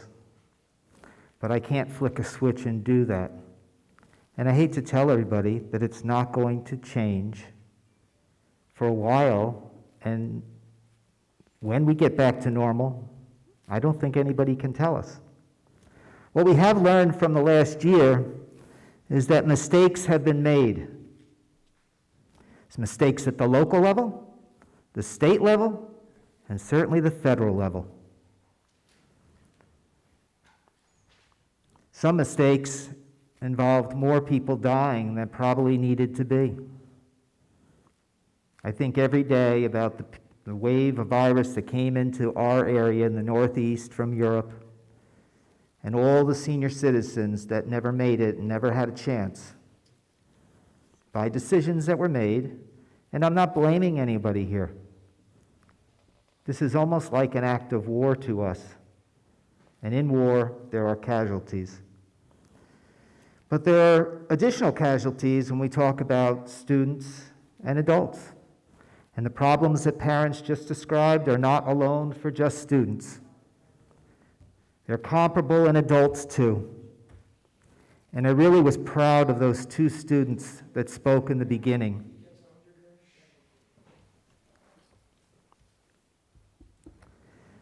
The students advocated for themselves. And when asynchronous came in, and I'm kind of deviating from what I was going to speak about, asynchronous, although it helped the teachers, was more for the students, to be honest with you. The teachers, at least during the course of the day, get a break. The students get none. The demand on the student is tremendous.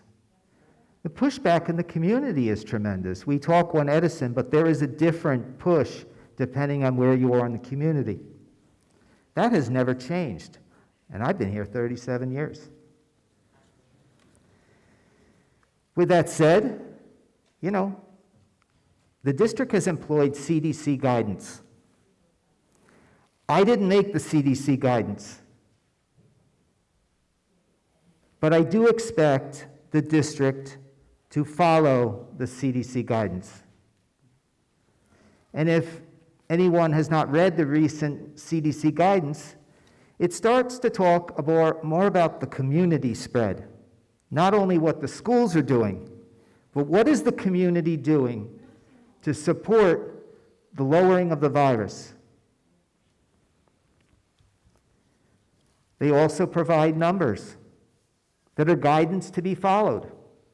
And I will admit, the virus is waning to a degree as we speak. Waning. Going down. However, in hindsight, the mistake was made when you look at the data that we probably should have opened schools on September 1st of 2020.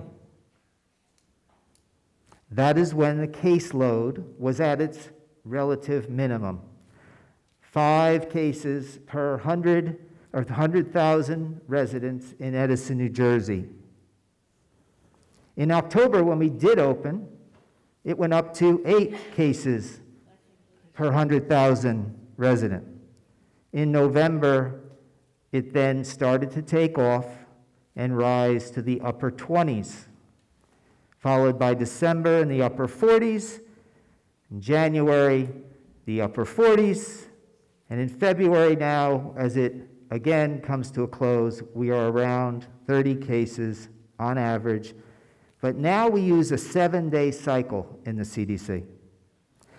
And I can't help the recommendations. The recommendations say that if a local community has more than 100 cases in a 7-day period, and they are already remote, they should remain remote.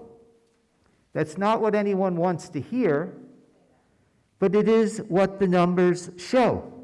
So the question is, when do we follow what is the guidance, and when do we not follow what is the guidance? And I think after a year now, we can look at the guidance, and I'm going to come back after my first turn. Okay. Anybody else who in union in favor of pushing it back? Yes.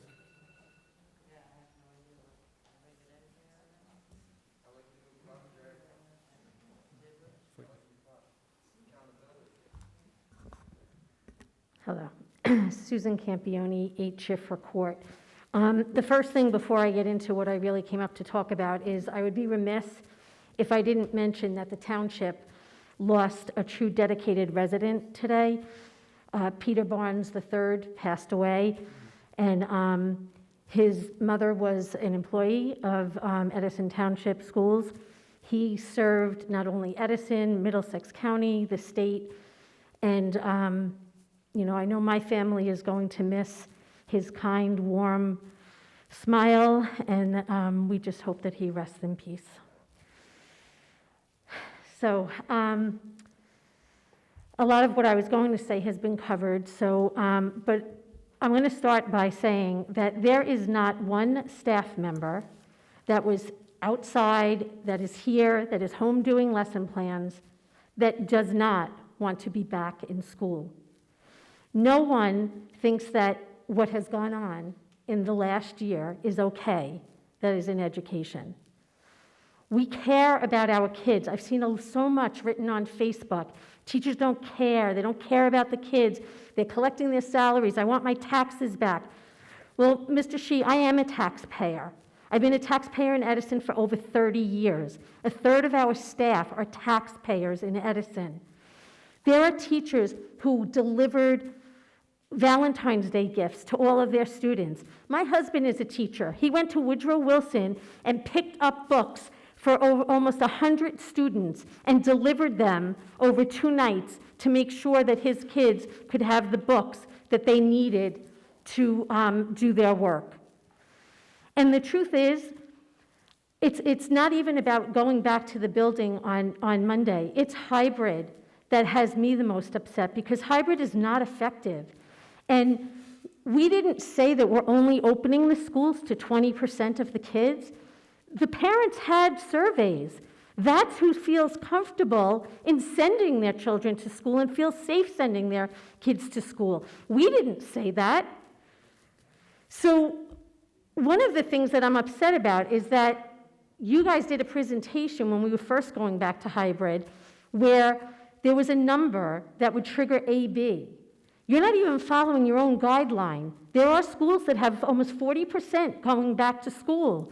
And there are teachers now who are told at the last minute, guess what? Your classroom's changing on Monday because we don't have the room to put the kids that are coming back to the classroom. So now, with everything else you have to do, you got to go pack your room up because you got to move to another room to make room for the children that are coming, because we can't follow the guidelines.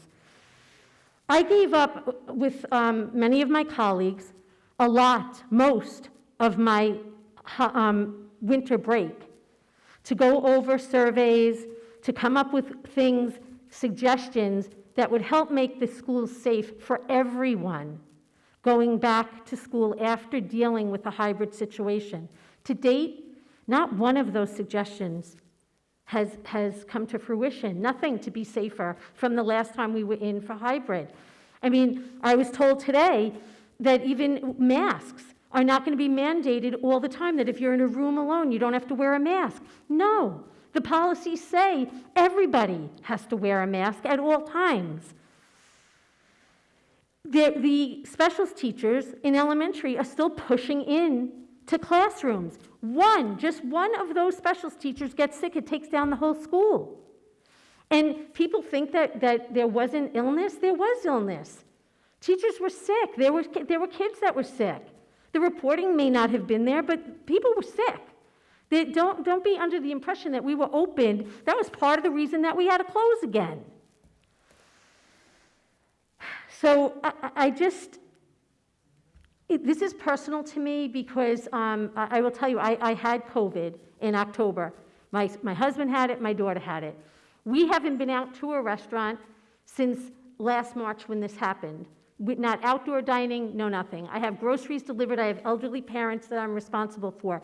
The only thing I can tell you that changed is my daughter went to work in person at a dance school with little children, and my husband started to report to Woodrow Wilson to work in the building. Those were the only two things that happened. Can I say that that's where I got COVID? I don't know. People that knew me were shocked that we had it. We were very sick. And I am what's called a long hauler. I still have symptoms that are sometimes debilitating. I'm holding up a whiteboard and I have to put it down because I can't hold it. I'm on medications for the cramps and pain that I have. That could be the rest of my life. Is it worth risking other teachers? Is it worth risking a student? Kids get this. Kids on these sports teams have it. We need to be honest about what's going on. And I'm just hoping that you give us a chance to get vaccinated so that we don't spread it to children and that we don't spread it to our own families. We have families too. And I would think that as a Board of Education members, you want to keep people safe. Not only the children, but the staff that works for you. And that you would consider delaying, giving us a little bit more chance. We are networking like crazy, the teachers, to help each other to try and get vaccinations. Thank you.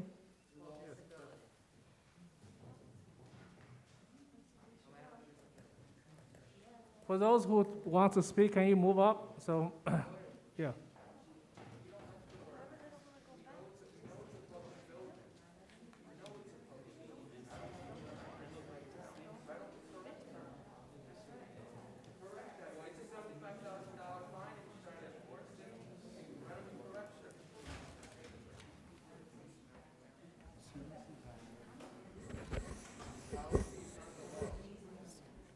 Go ahead.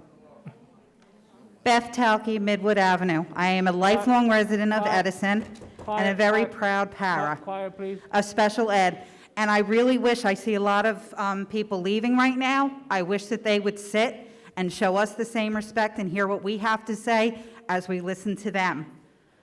I too want to be back in school. Nothing more do I miss than working with, I'm in an LLD class with kindergarten, first, second. I'm sorry, I'm very anxious and shaky because this is like the first crowd I've been in a long time. I don't want to reiterate a lot of the work, a lot that was already said about the CDC guidelines, which I feel that we're not really addressing right now. I'm also concerned about the mask wearing because yes, we do have pandemic language, we have CDC guidelines, and I've seen them not being followed consistently in buildings.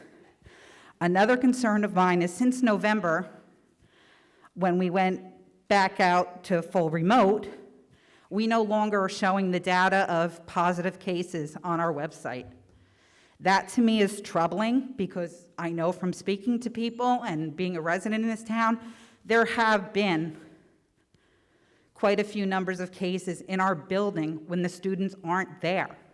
So even though our students aren't in the school, COVID is still spreading. It doesn't, it's not discriminating. And that's kind of scary to me because I'm kind of a numbers person, and if I do have that knowledge and we know what's going on, you feel like you can deal with it better. Like if you have an illness or you're waiting for tests from a doctor's, you're very anxious until you know what the results are and you can deal with it. So that's, another concern to me. I feel like we're not being informed of everything that's going on and it's not consistent across the district. even with the mask wearing. I don't want to go over the numbers again. Also, it was great you guys had that press conference today trying to get the vaccines, but I also feel it's a little bit too late to the game when we want to open schools safely on Monday. And yes, people are saying, well, we should have gotten the vaccines earlier. The vaccines weren't out and approved. Prior to that, we have been trying desperately to get them. A lot of people who've been scheduled to get them, teachers and staff, getting calls the night before, guess what, we're canceled. I am just asking and pleading, that you give a little bit more time. We had this extra month. I was hoping and trying to be positive in this month, the Board of Ed, our administration, and the town would work together to make these vaccines more available, so at least it would give us a little bit peace of mind and feel like we had an extra layer of protection. So I'm just, we want to be back in school, we want to be with those kids, but at this point, until the vaccines are more readily available, and I feel like that you guys are doing the best for us, I think we should delay the opening. Thank you. Thank you. Yes, the lady in the middle, yes.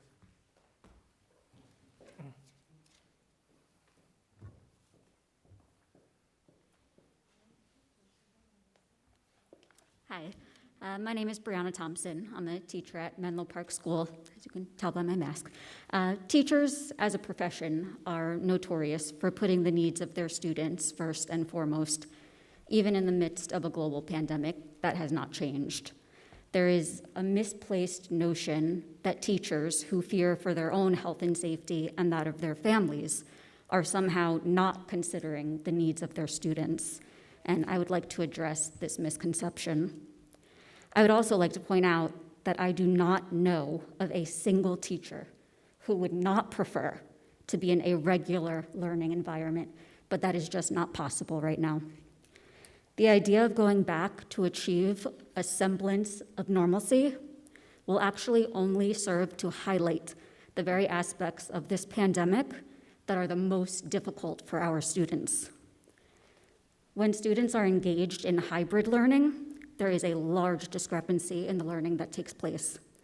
Although we try, and we really try, teachers are unable to fully be in two places at once. Meeting the needs of in-person and remote students simultaneously is an impossible task, one that leads to one group of students feeling less engaged than the other. We pretend that going back to school is a fix-all, but what does it look like? It is not groups of students participating in cooperative learning, engaged in hands-on activities, and expressing themselves through various activities. The reality is a group of maybe 5 to 6 students sitting in a freezing classroom with masks on, mostly completely bundled up because we need to keep the windows open in an effort to compensate for the ventilation systems. Students will be unable to interact with peers because they cannot sit close enough to hold meaningful discussions and still be heard. There is no loss of learning, cooperation, or communication taking place with remote learning. Teachers are working harder than ever to make digital lessons engaging, interactive, and meaningful. We know that children thrive on routine. It makes them feel a sense of safety. A constant back and forth of hybrid and remote learning will only serve to undermine any safety that they may be starting to feel as we navigate this uncharted territory. Students and teachers have become adept at utilizing breakout rooms and interacting with their peers in meaningful ways via the digital platforms we have been using. I teach 4th grade, and my students can seamlessly manage group work. And having spoken to many peers who teach younger children, I know that even younger students are able to navigate these tools. I can honestly say that there has not been a marked difference in the classroom community that I have cultivated this year when compared with years past. Returning to school only to inevitably have to shut down for a period of time when somebody does get sick will take away any sense of security that our children have. Teachers want to be vaccinated. It is not selfish to want to protect ourselves and our loved ones, which includes our students, from sickness. There is a solution on the horizon. Vaccines exist, but as we know, the rollout has been slow and teachers have not been prioritized in any way. Let teachers get vaccinated.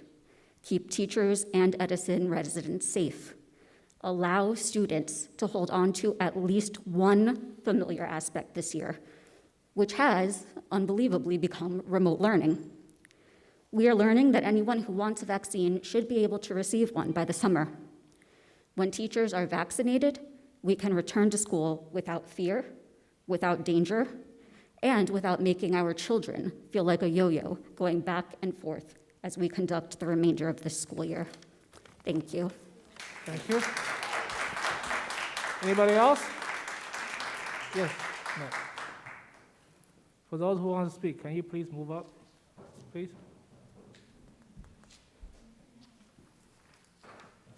What happened to you all? Before you start the clock, I'd like to make one thing before this. There's two people that are listed in the board minutes, and I can't believe they weren't recognized.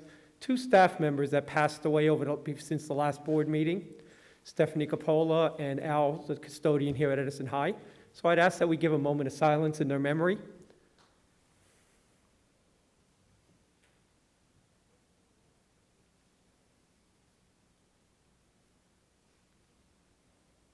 Thank you.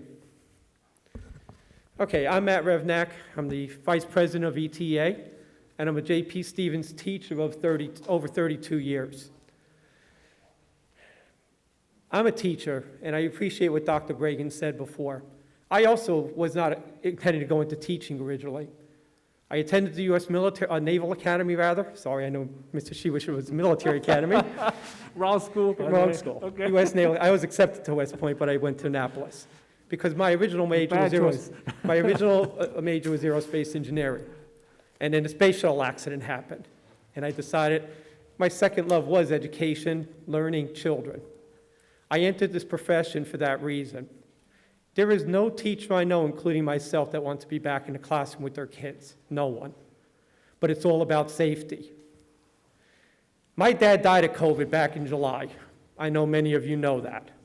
He was in a hospital. He got in a hospital in JFK, and 11 days later died.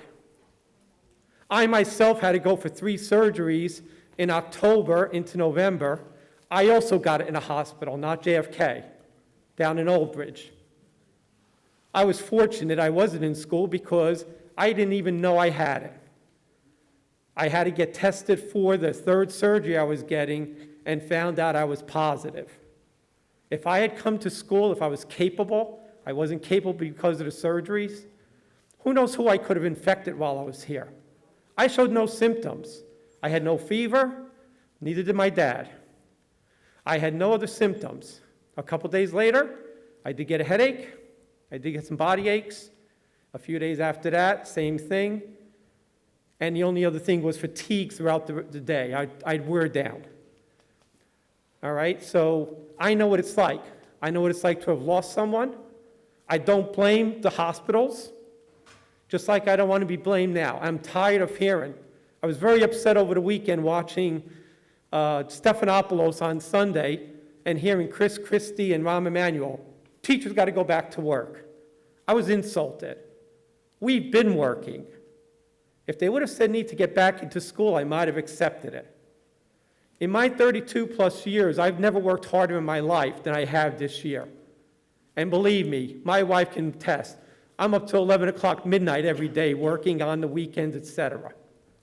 It's not about that. It's not about getting the kids back, not getting the kids back. It's about getting them back under the right conditions. And right now, the conditions don't dictate it at this point. I agree with Dr. Bragan. He's been meeting with Mr. Bowden and myself and Dr. Aldarelli. And we've had nice discussions. We've tried to work things out. And yes, at times we have differing opinions. We had a big differing opinion this weekend. Okay? And he's shaking his head yes. I think we're all in the same way of thinking. We want safety, and yeah, we want the kids back. But right now, if you follow the CDC guidelines, you're talking about anything over 100 per 100,000 says that we should not be in school. Edison right now is between 150 to 200 over every 7-day period. And yes, there are some of those other CDC guidelines that we aren't following. It's been reported to me, and I know from my own school, it's okay to be in a classroom, don't wear a mask if you're by yourself. No, it's not. We agreed on language for that. I wrote the language. Mr. Bowden and Dr. Bragan signed off on it. So why is it being allowed? I have concerns. We've opened up the sports team. I'm into athletics, Mr. Bowden. I just had shoulder surgery. Some of this goes back to being a pitcher in high school, torn rotator cuff. So I get it. I've been involved with athletics. Many of you know my daughter was a college softball player. There's nothing worse. I love sports. But we opened sports up, and we've had some situations occur with sports teams. Why? Because it's still not totally safe. This is not the NBA where we can put them in a bubble. So these are things that we have to consider. And yes, weighing that against the kids that are hurting, believe me, I teach all seniors. It hurt me last year that those kids didn't have a prom or a regular graduation. I volunteered my time that day to deliver the bags, and it was nothing nicer than seeing those kids smile when they got that bag for graduation, taking pictures, etc. It sucks, plain and simple, for those kids and the kids I have this year, that they're being deprived of that. But I also understand it. My daughter just got her degree yesterday from Rutgers in the mail. She just graduated with her degree in exercise science, and she's going on for her doctorate of physical therapy. She won't start. She wouldn't start this semester. Why? Because it's remote. She's hoping in the fall she can start her PhD program in person.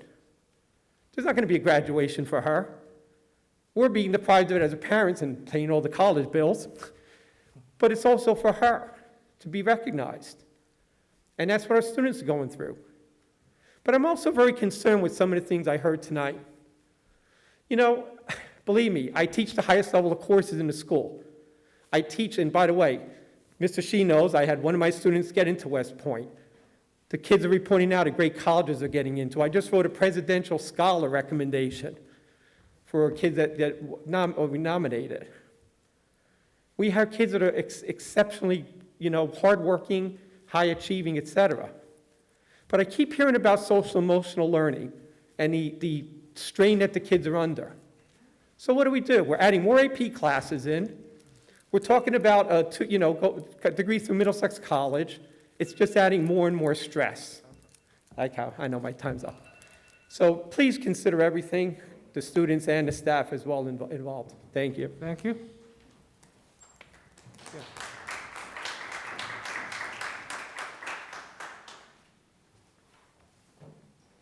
Good evening. My name is Carrie Coletto, and I teach at James Monroe School.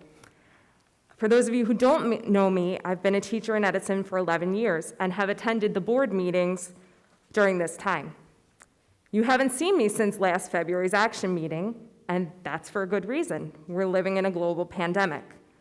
But tonight I needed to come here because this was just too important. Also, in the 11 years that I've been coming to the board meetings, I have never once gotten up to this microphone to speak. That too changed tonight because this is too important.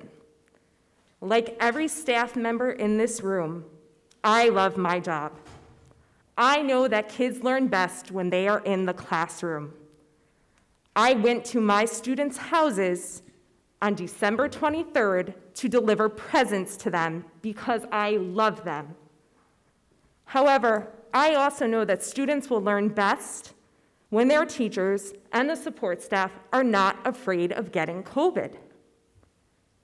Every staff member that is present here tonight is here because they are afraid to go back. Not because they don't want to teach, not because they don't want to love the kids, but because they are scared for their lives. With that said, I am pleading with all of you to keep us remote until the staff is able to be vaccinated. I'm 34 years old. I'm not eligible to be vaccinated. Who knows, with the way things are going, when I will be eligible to be vaccinated, much less when I can actually get a shot in my arm. Returning to school without the vaccine puts us all at risk. my students, my colleagues, myself, and my family. I do not want to see one of my students or colleagues get COVID-19. I don't want to contract COVID-19. I don't want my parents to potentially have to bury their child. I'm asking you not to make me choose between my job and my life. And I know some of you very personally, and I know that you want to do what is best. So what I'm asking you to do is give us a little more time and find a way to get us vaccinated so that we can all return safely and not be afraid to teach the kids, because they are what's most important. Thank you. Thank you.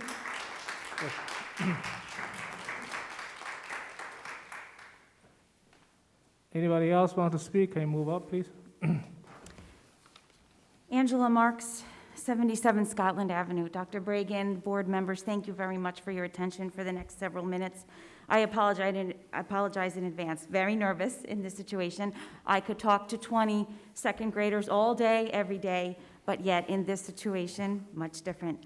But I want to tell you that I've been a resident of Edison for 45 years. I've been a teacher in this town for over 20 years, and I am a parent in this district for 15 years. And I am here in this room tonight risking my life to let you know that I am horrified at what I see happening before me in my town. Please know that with the decision to hold public meetings in person during this pandemic, I had no choice but to come out tonight in order for you to hear me. And I know that you already know that I'm going to say that we need vaccines and we need plexiglass and we need all of those things. Yes, I second all of those things that you heard the previous speakers mention. So I'm going to tell you, as an Edison teacher, I must say to you that you must stop the spread of the fallacy in this town that schools are closed. Contrary to that popular misconception, schools in Edison are open. And today is Tuesday. That makes it a school night.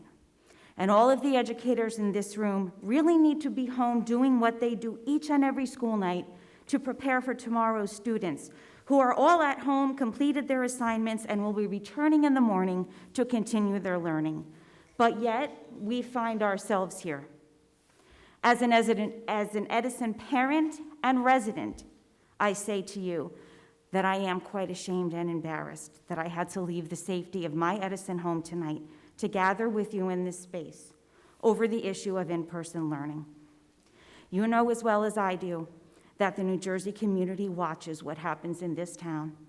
They watch, they listen, they pay attention, and sadly, they even judge.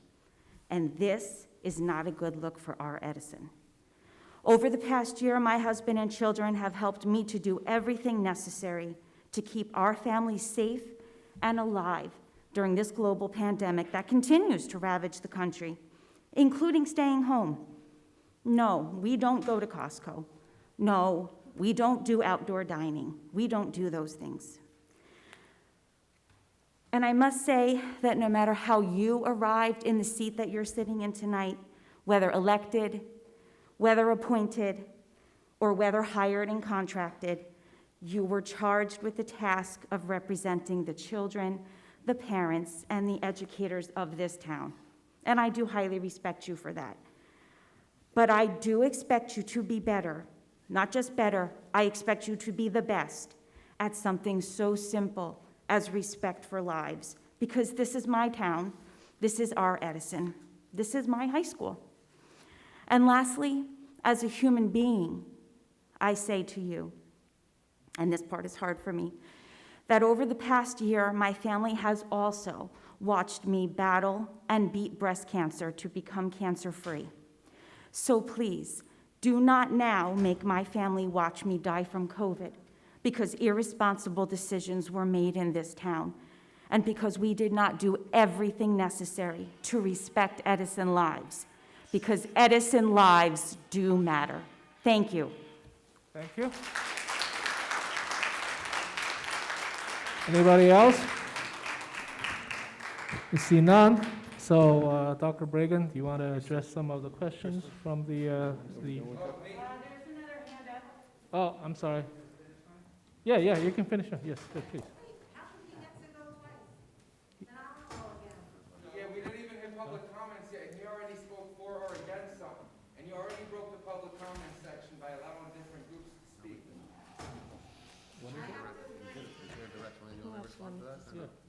He didn't break the public comment section. The chair directs and can call on who he wants to call in whatever order he wants to call on them. So there's no set order for public comment. It's up to the chair to determine who gets to speak and when they get to speak. There's no discrimination. Everyone's gonna get an opportunity to speak. It's not time for Is that rebuttal. short? It isn't time for rebuttal yet. No, it's not rebuttal.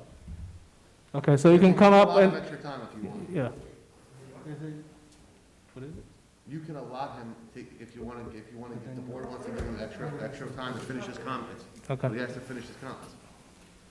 All right, so let's just hold it off. So, any other first timers? Okay, Right here, Jerry. for this item only. Yeah, public comment. Wait, I'm not speaking for or against something on public comment. No, that's late, that's later. That's later. This is the public comment. That's later. So, Dr. Brigham, you want to address some of the questions that was raised about, the hybrid on March 1st? There were PPEs and plexiglass. I'll do the best I can to Yeah. address what was put forth as best I can. First, I just want to say from our perspective, and I don't think anyone on the board thinks the teachers aren't working or that schools are closed. I know some people said that. I know I do not believe that. Dr. Brigham?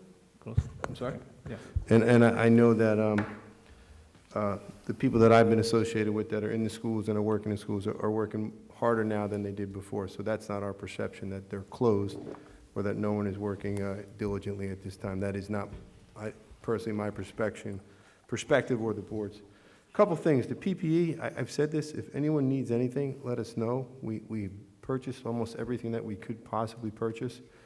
If there's something that someone needs specifically, somebody mentioned plexiglass, we will get that. There was one particular incident where somebody asked me for that, and it was related to a specific one-to-one environment, working closely with the child, and all I asked was for the person to get back to me and say how you would do that one-to-one assessment to a plexiglass for the child. And as of today, I personally didn't hear back, so I don't know of anyone that's denied that to people en masse, as far as I know. So please let us know. We will provide as much PPE, and we ordered a great many quantities of it for as many staff as we can.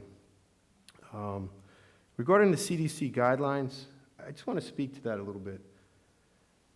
This is the CDC guidance. These are the documents. They're on the website. And I want to highlight something I'm going to read. Schools that are open for in-person instruction, either fully open or hybrid, may decide to return open, even at high, quote-unquote, red levels of community transmission.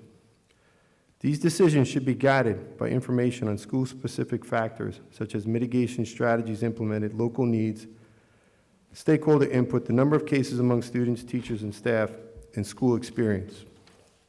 It further reads, again, CDC guidance that I was told I'm not following. There is no easy answer or single indicator, and many variables must be considered when determining when schools should open or close. Among these updated considerations for schools, and they're intended to aid school administrations as they consider how to protect health and safety and well-being of students, teachers, staff, and their families and communities. They should do this by promoting behaviors that reduce the spread of COVID-19, maintaining a healthy environment through cleaning, disinfection, modifications of spaces, and other strategies, maintaining healthy operations through strategies such as grouping students or doing hybrid schedules that students are not in school for longer periods of time, and preparing for when someone gets sick. We're doing all those things. Related to when schools should close for in-person learning or cancel in-person activities. School districts and school administrators should work with local health authorities when deciding to open, close, or reopen schools for in-person learning. The CDC recommends the use of 3 core indicators, including 2 measures of community burden and 1 self-assessed measure of school implementation of key mitigation strategies. The CDC community exposure, as was quoted in the 7-day total, whether it's greater or less than 100, is indeed greater than less than 100 in our town if we count our students, our population at 100,000. Our guidance from the local health department, and we work with them on a daily basis, says our schools are able to be open. Our self-assessed mitigation strategies, as well as those we used from an outside agency that came in and said we are compliant with CDC guidelines. I have a preliminary report and not the permanent one. I would have shared that at this meeting. Yes, okay. Furthermore, that's what I had on those ones. All right, so as far as the CDC guidelines, we are following the CDC guidelines. There's one metric out there that's been cited repeatedly that says that it should indicate by itself we shouldn't come back to school. That's not what the Centers for Disease Control and Prevention report. It's just not accurate. Regarding the number of 25% or more during hybrid instruction, that classes shouldn't be in session if that's the case. That was never said. That was a guidance that we provided out there as a rough number. What really matters is the CDC guidelines for keeping 6 feet distancing within classrooms, within groups, within spaces. That's what matters. We put that number out there as a general guideline, and I've shared that publicly with other people on more than one occasion. So this notion that when you reach 25%, you have to go to A/B instruction or you can't be 4 days a week, I never said that, or nor did we put that out there. Regarding the reporting, when we were totally remote, we went totally remote in the first week of December because we did have increased school exposures where we had more than one student or staff member that was positive in a particular location from more than one outbreak. Can I say those were part of a school transmission or they happened within a school? I don't know that. Just as none of you know that for sure. As Ms. Campione said, she's not sure where she got it, whether it was from school or her spouse or somewhere else. I don't know, and nor would I make that aspersion that I do know. But we did follow the guidance at that time, which said that if you have this number of cases in your school from whence they came, and they weren't related to the same exposure, you would close your schools, and that's what we did. So from that point, I want to say it was around December 4th, I could have that date wrong, until the present day, staff have not been in the building, teaching staff and support staff. So when there were cases in the school, we didn't send out the documentation to everyone in the school, and we didn't say you were a close contact because you were home. You weren't a close contact. You weren't exposed. You weren't in the building.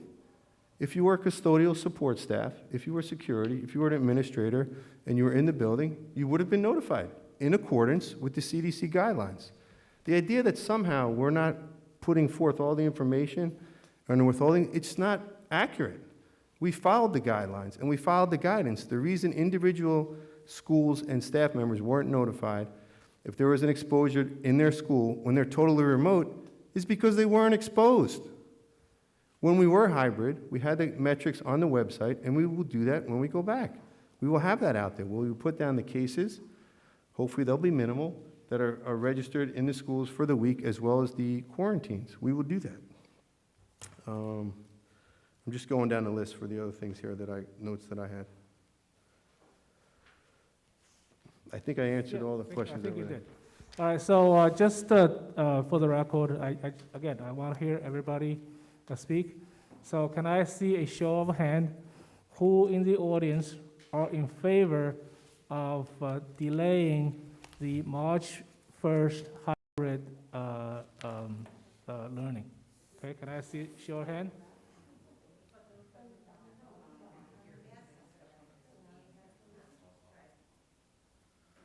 Okay, thank you very much. All right.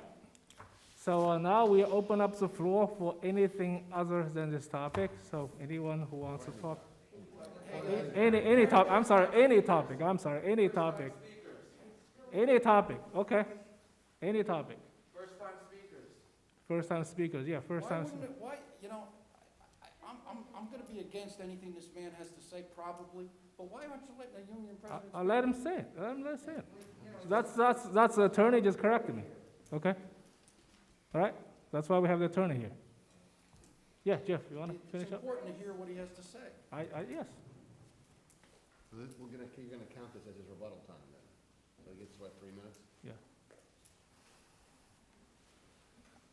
Unless you want to extend it. Forget the speech. In late December, I was asked to come up with a plan to help us return to school in February.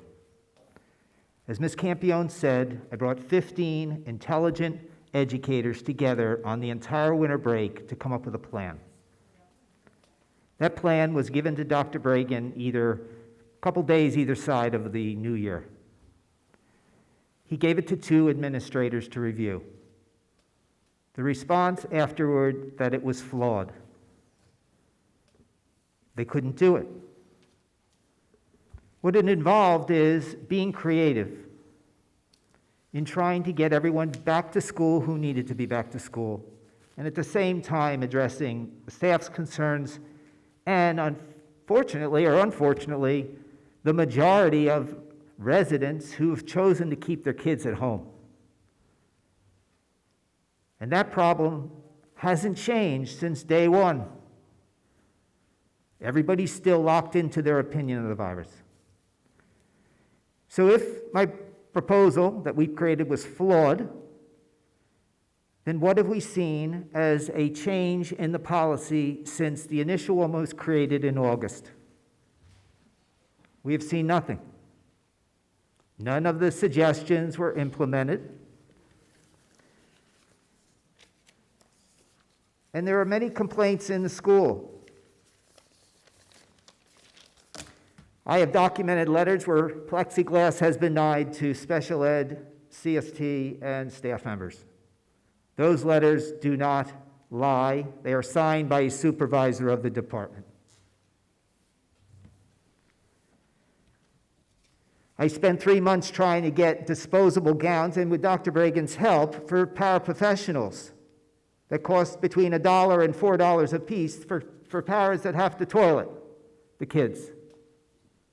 That shouldn't happen in a school like this. We don't, to my knowledge, have any COVID drill, fire drill procedures. And parents on Facebook described Thomas Jefferson hallways as crowded and mixing of students back in the fall when we were there. As was suggested, to allow staff members to remove their mask in any location with an airborne virus is simply not acceptable by this association. We talk transparency, then look at other districts and how they report cases on a daily basis to their communities. I couldn't tell you how many cases we've had or have not had. What I do know is this: the state can't even contract trace. Am I going to sit down again and come up a third time?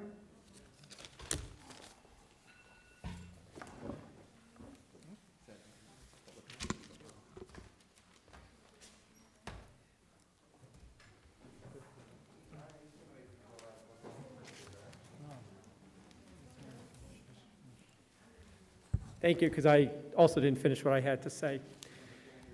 You know, in addition to what Mr. Bowden mentioned, and we did come, I was one of the 15 that spent my Christmas vacation and break coming up with a plan.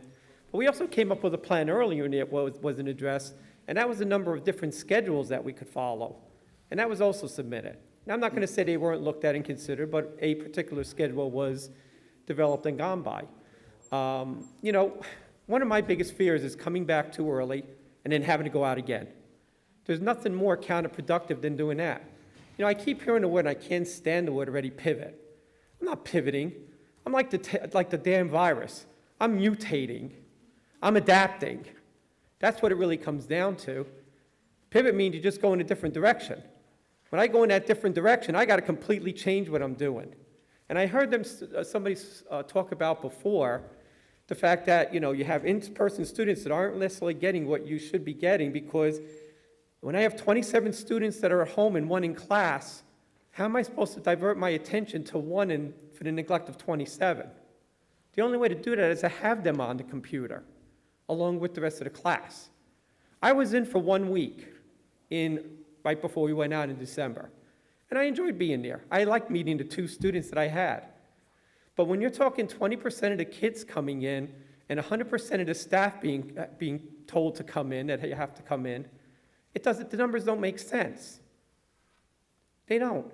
When you have teachers told you have to come in even though you have no students there, it doesn't make sense. The more people you have in the classroom or in the building, I should say, the more susceptible people become. Now, Mr. Bannon and I, again, we've been in discussion with Dr. Bragan, and we've talked about things about that, like that. Quite honestly, I just asked for an extension of remote teaching. I don't know if I'm going to get it or not. Not about the pandemic, because if I was able to on March 1st when we're open, I'll be there. I can't drive. I'm not permitted to at this point. I don't know if they're going to allow it or not. They say no, guess what? My kids don't get instructed for a week. Good luck getting someone to do my job. I'm doing it because I want to do it. Within 24 hours of each of my surgeries, less than 24 hours, I was teaching my students. And every one of them can verify it. That's the dedication we have as teachers. But right now, we just don't, I shouldn't say we, and there are some teachers that want to go in. Quite honestly, I'd be more willing to go in. If one of those teachers that are high risk can stay home and me go in, I would do that. Just like getting a vaccine. I was supposed to go yesterday, and on the way up, I was told, guess what? It was a glitch in our system. You're not able to, even though I'm on a state as being approved for it. My answer is, if I can give it up to someone that's in need, that's 80 years old, for example, and hasn't been able to get an appointment, I would have deferred it anyway. But they tell you you can't even do that. And that's our situation here. We just want to be safe. Not only staff, students and their families as well. Thank you.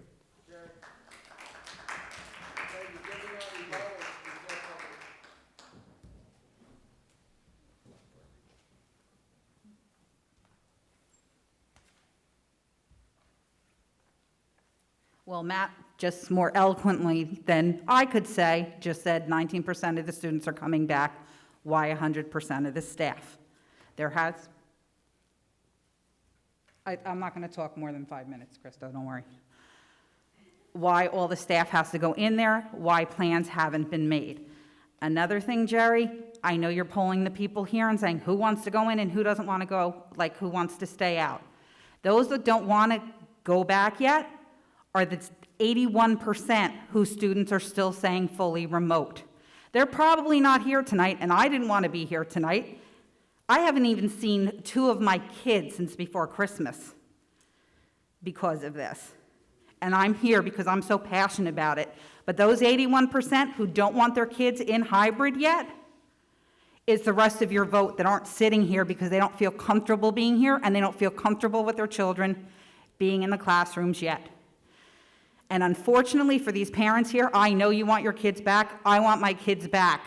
But when we were back in November and December, because our schools are old, with the windows open, with kindergarten, first and second graders, freezing with their winter coats on, trying to learn on a Chromebook while we still have half the kids at home on the screen is not the best for these kids. So please take it into consideration. Let's work together. Talk to some of the staff. Talk to the people in the town. Let's come up with a plan that's great and safe for everybody. Thank you. Thank you. First timer? Yeah. You're the first timer? Yeah. My name's Dawn Penny. I'm a teacher here at Edison High. Jeff Bowden represents me, and I would like to yield the rest of my time to him.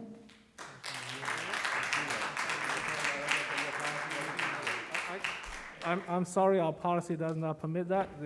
Jeff Bowden can come back later. You know, that's the 4th rebuttal, all right, and the public hasn't even had, I don't care if he's the EPA president. Stop pandering to them because you know they're gonna endorse you when you get up elected. That's not inappropriate. Chris, It's highly irregular. Chris, sit down. All right, go ahead, I'm sorry. As a teacher here in Edison High, I have serious concerns with returning to school. Although I, as a teacher, am in one classroom, I share my classroom with 3 other teachers. That's 3 other adults coming into the same room I do during the day. Not to mention, there's 6 classes of kids that are coming in.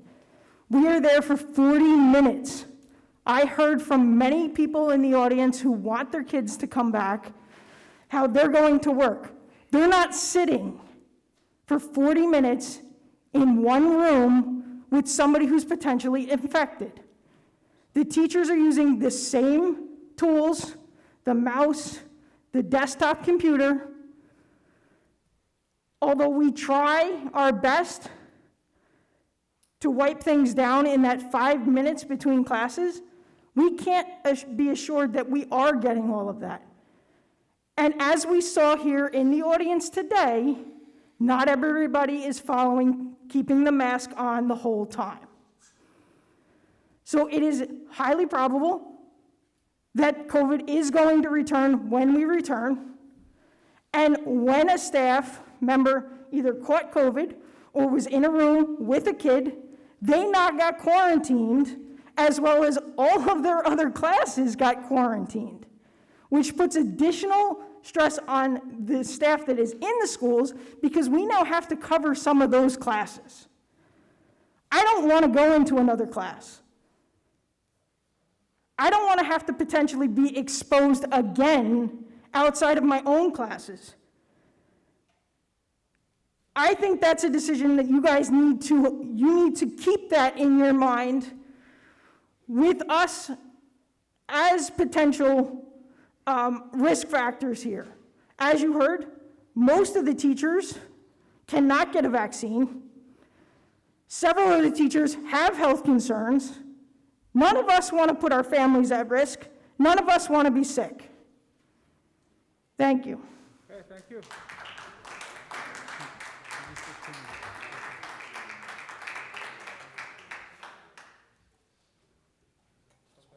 Any first timers? Yes. Any topic?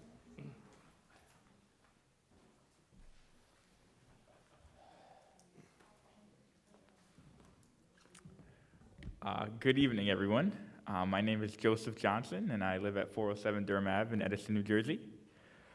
So, family, friends, and colleagues. First and foremost, I would like to recognize all the students who are acknowledged this evening. I think it's great that our students can still be recognized despite this COVID time.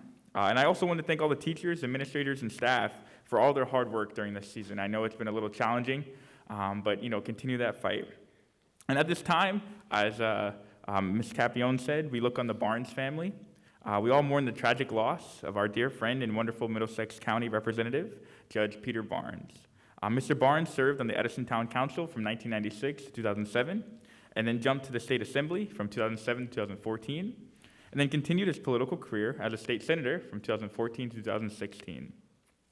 A graduate of J.P. Stevens, Mr. Barnes left the Senate after Governor Christie appointed him to serve as a Superior Court judge in 2016. Mr. Barnes was a prime example of excellence, leadership, and dedication to public services. My condolences go out to his entire family, as well as my close friend, Jack Barnes. He will be missed. And next, as we transition to the end of Black History Month, I would just like to share two notable figures who have made significant strides in the advancement of education. The first is Miss Ruby Bridges.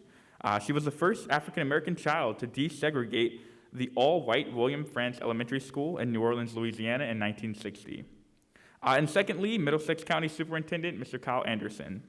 In 2011, Mr. Anderson became the first African-American councilman in the township of Woodbridge, and in 2018, Governor Murphy named Mr. Anderson interim executive county superintendent. This month, the Middlesex County Black Caucus acknowledged Mr. Anderson for all of his wonderful actions. Black history is extremely important, and we cannot lose sight of it. And in essence, it is American history. And lastly, I'm excited to announce the restart of the Lena Harris Foundation Mentorship Program, as my shirt indicates. I know there is some intriguing debate tonight about the reopening and the discussion of the reopening. And ultimately, life is about flexibility. And we will be flexible. And with that being said, the program will start on Saturday, this upcoming March 6th, and officially conclude on the last Saturday in March. Our culminating banquet is scheduled for April 3rd, 2021, and that'll be held at the Pines Manor in Edison, New Jersey. We will recognize all the students of the program and present the Lena Harris Foundation Scholarship.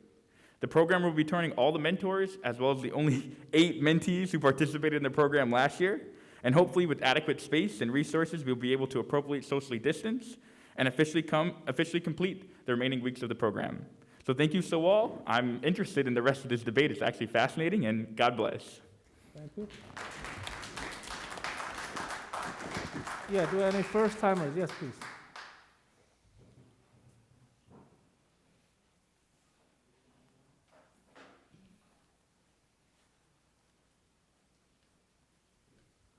Do I take it off the top Whatever or you leave feel it on? like it. Whatever you feel like it. Okay. You can hear me fine, right? Yes, yes. Listen, I work for a living. I respect the teachers and their opinions and how they feel, but my question is, what's the difference between them going back to school and me, who has to travel for a living and work every day and be in public and with people that could have it, could not have it? I still go home to my family and the same. I'm just asking what the difference is. I'm not trying to start trouble. If somebody wants to come up and tell me the difference, I'd love to hear it. But to me, it's the same thing as any other job. So, Okay, thank you. Any other first timers?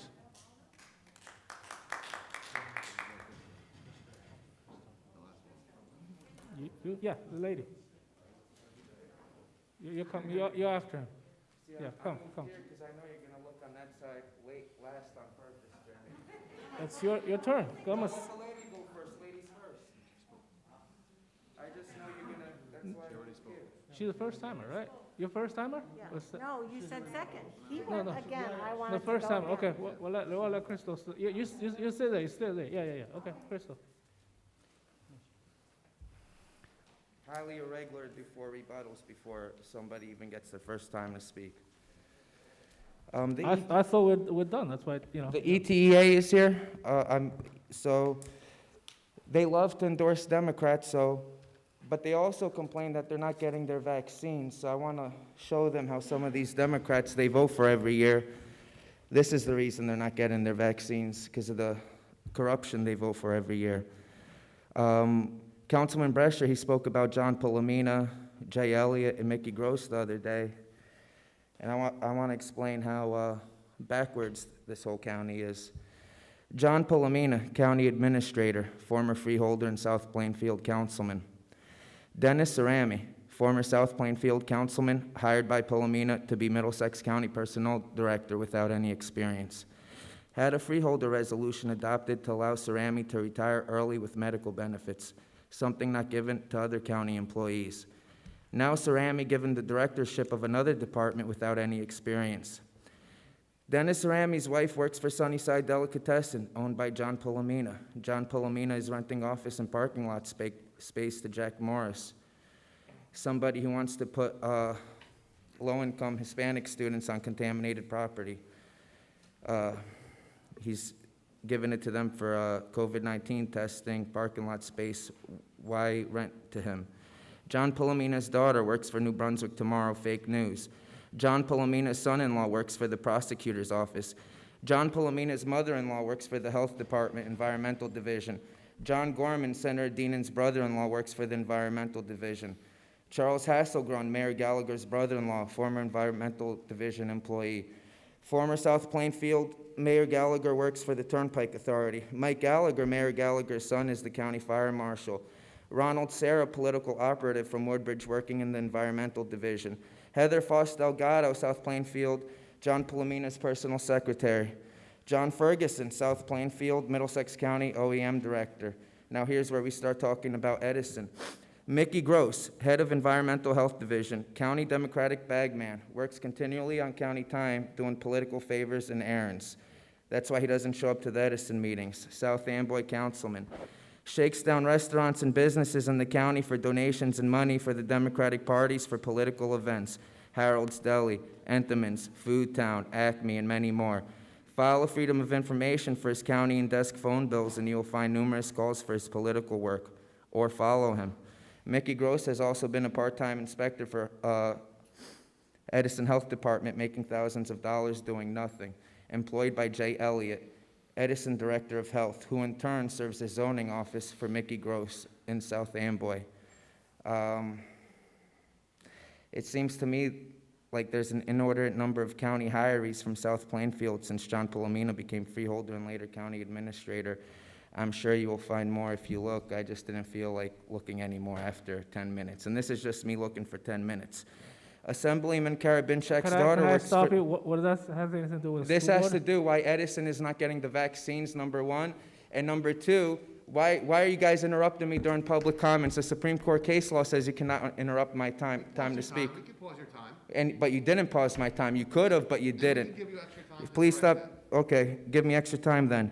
Mayor Womack's wife works for the Public Health Department. Susan O'Leary from South Amboy, political connection through Mickey Gross, works in the Public Health Department. Sean Moran, Mickey Gross's right-hand man, works with Mickey in the Environmental Division. You wanted to know what this has to do with Edison? Well, the Edison Democratic Organization is weak. Why do they allow other towns like South Plainfield, Metuchen, What does that have to do with the Board of Carteret? Education? What it has to do, why are they not receiving the vaccines they're supposed to receive? And you're telling me, why are other towns receiving more vaccines? Metuchen, such a small town, how many times more vaccines do they have than us? It has to do because the leadership of the Edison Democratic Organization is inept.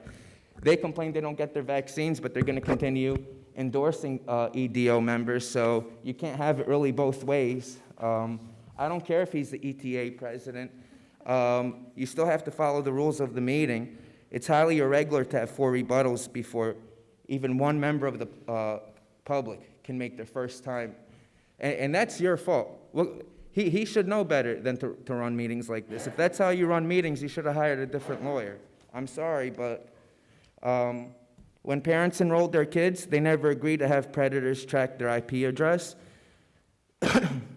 Had something to say when the kids were here, but they're gone, I won't say it. The Kilmer site is contaminated, that's why it's been avoided for so long. Don't listen to Sam Joshi. You can look at it, whatever, but first you're gonna have to clean all the carcinogens that's in the soil that Sam Joshi didn't want to tell the public when he was selling his fairy tales. Why is the public not invited to your Zoom meetings that you were having the other day? Why isn't it recorded for the public? Why didn't you invite the local news to your press conference? New Jersey Corruption Watch, Jersey Watcher YouTube channel, no invite. I got no invite to it. Well, Bowden, that one guy, he said he'd make $100,000 a year. Is that true? He makes $100,000 a year? From what, shaking down union members? 17 seconds, please. You're not getting it from the taxpayers, right? It's from shaking down the union members? Please, respect. So you don't have the best interests of the students and taxpayers. You have the best interests of those who donate to you. Or I'm going to come back up for a rebuttal. Any other first-timer? Yes, Joe. First time over.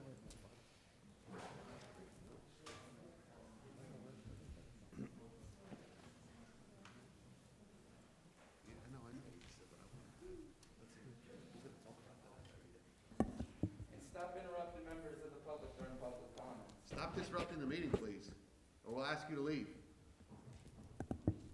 Good afternoon, Sam Marshall, 517 Jefferson Avenue. Imagine, that's weird. Former Edison resident. One of the reasons I just wanted to say I enjoy coming to Board of Ed meetings most is because every time I do. Closer, yeah.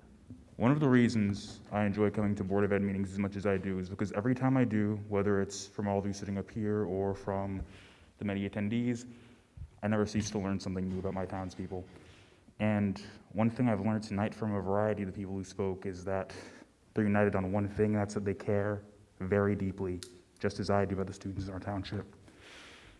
This coming March 1st, I myself will be embarking on my very first stint as a long-term substitute teacher in Edison Township at Herbert Hoover Middle School. And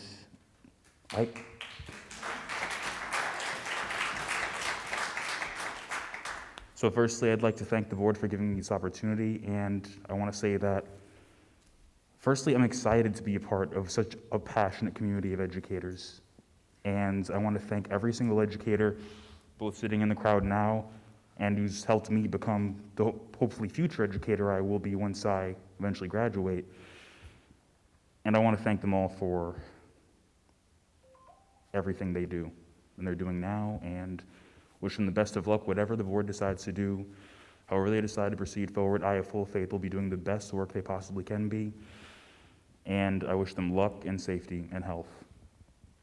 Secondly, this is something that's kind of been at the back of my mind for a bit of a while, but in the wake of all the new technology we've been continually discovering for how to make education better in Edison, one of the things I noticed that could definitely see an improvement are at the beginning of every Board of Education meeting, many of the people who come here to attend and to be involved in our community are handed a very thick packet, about maybe a third of a phone book in width, of all the different events and happenings, and that's all well and good.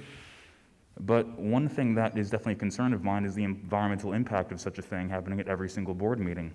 And given that we have access to all this wonderful new technology in the wake of COVID, in the wake of virtual learning, et cetera, I was wondering if the board would look into developing some sort of QR code to be posted at the entrance of every Board of Ed meeting, so that those Board of Ed meeting participants who would like an alternative option or a greener option for learning all the new updates of the hirings, firings, movings around, happenings of the Board of Education would have a greener way to do so without necessarily having to print as many of these thick packets that are going to be, thank you, that are going to be used once and then thrown out.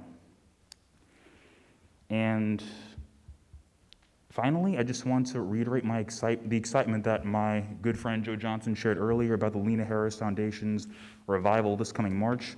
That is another program I am very excited for, and I'm looking forward to reconnecting with all the wonderful Edison residents who I met through that program and working with them to help them discover their full potential and help myself discover my full potential as an educator and as a mentor.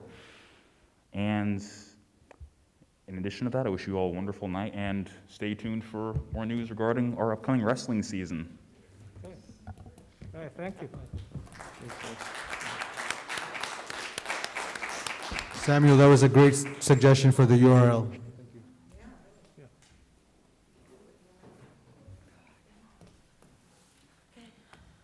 No one else has done this.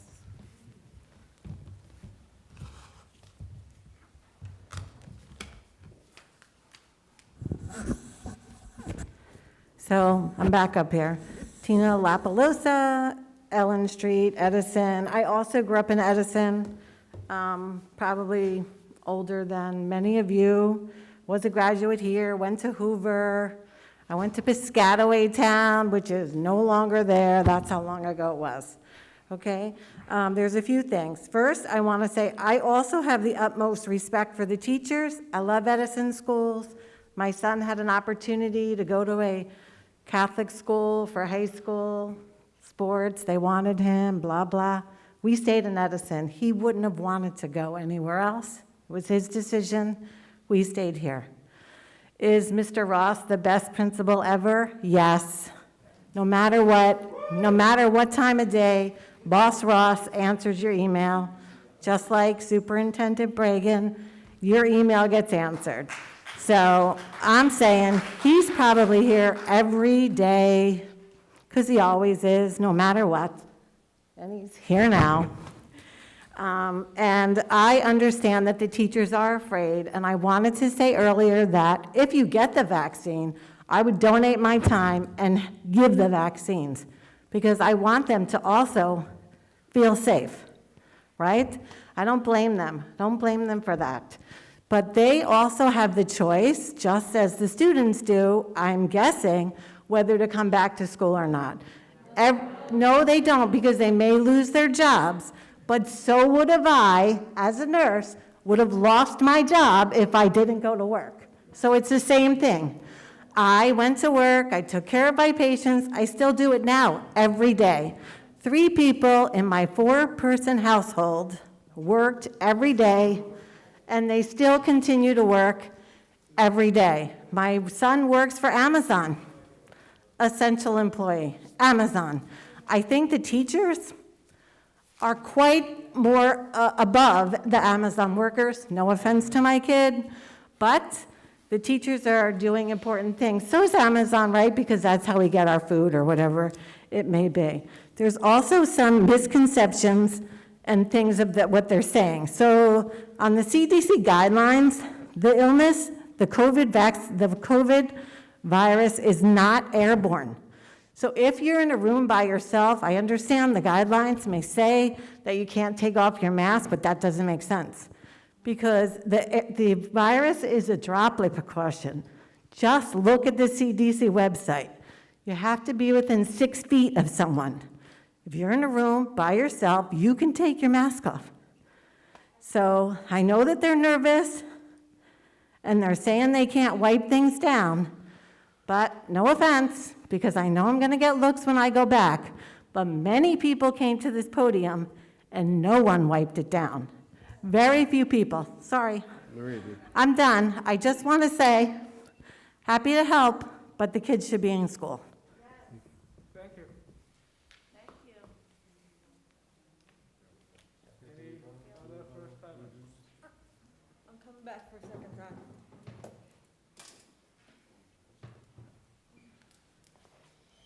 Gail Engel, Galloway. I will agree with the teachers on one point. The hybrid doesn't work well. Even my son, who I want to send back, says the teachers are paying more attention to the children on the screens than they're paying attention to the children in the class. So I think there's a better way to handle coming back in person. I don't know what that is because I'm not an educator. I am also essential. I work at the refinery. None of you could get here tonight. You couldn't get your food if I didn't go to work. So you know what? Everybody's got to go to work. I don't like it either. I work with, 200 men coming in all day long to get what they need to keep the refinery running. It's the way it is. But nobody could do what else they needed to do if we didn't go to work. I have been a board member at the Middlesex County Vocational Schools. I have family members that are teachers, and I have students. So I can see it from everybody's point of view, but we have to be back in person for the children that need it. It may need to be a different model, but it's got to happen. Okay. Thank you. Maria? You're the first time in there. Yeah. Thank you, Maria Orchid, Just come in the front. 83 Jefferson. Off topic, I attended 2 Zoom meetings. One was Care for the Caregiver. It was kind of light, it was kind of airy, wasn't any give and take. The other one was the ESPAC, which I thoroughly enjoyed. Thank you for giving us the opportunity to be a little bit more engaging, to have a discussion, to talk about different topics. The parents need to be heard.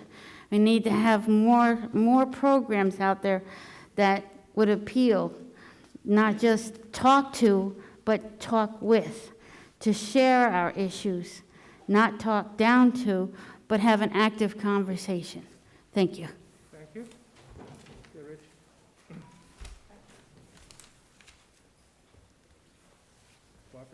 Rich LaPalosa. Hi, guys. You might consider this relevant or irrelevant. I don't know if you can understand what I'm going to say. Planes crash, boats sink, cars crash, but guess what? We still take our families on vacation. That's bottom line. Take it in your own context. Thank you. Thank you. You want? Yeah. Mr. Ross. Since you're the principal, you got 6 minutes. All right, thank you, Dr. Bragan, Mr. Shee, members of the Board of Education. I know this is a long, contentious meeting, so I'll be brief, but I appreciate that it's Student Recognition Night, and I'd be remiss to have a board meeting in the home of the Eagles without talking about what's great about Edison High. So a couple real quick things. Obviously, the caring of all the people involved, staff and parents, is number one. Thank you, Ms. LaPalosa, for the kind words. But I need to shout out a couple people. Mr. Johnson talking about the Lena Harris Foundation. I'm also excited about that. And he mentioned Ruby Bridges. I want to shout out Carter G. Woodson and Miss ETEA member, Miss Melody Van Pell's class that did a great job setting up our African American History Month slides for our Friday Academic Focus that got shared last week. So thank you to that, Mrs. Van Pell, and all those great students.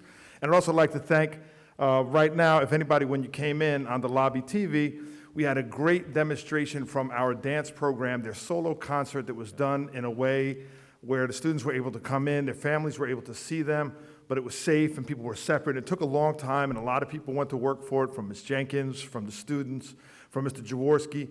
But today I'm going to give out a What's Great About Edison pin to the man behind the camera, Mr. Patrick McDonald, who does all of this work. And I just want to say, Patrick, thank you for all you do. You are what's great about Edison High. You are the man. Thank you. Thank you. I got 2 pins. Anybody else?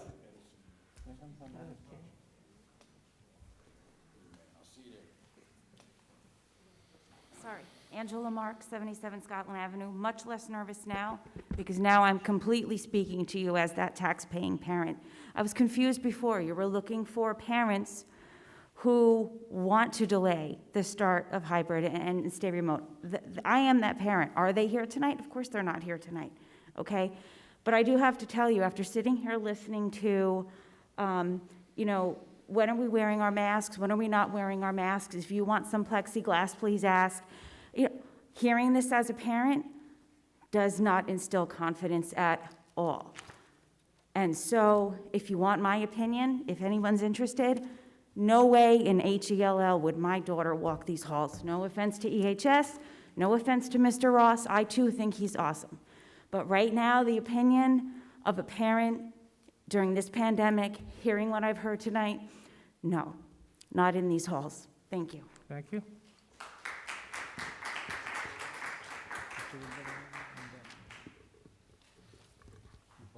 Yeah, Krista.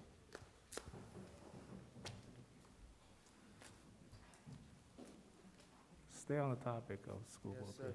On topic of public comments.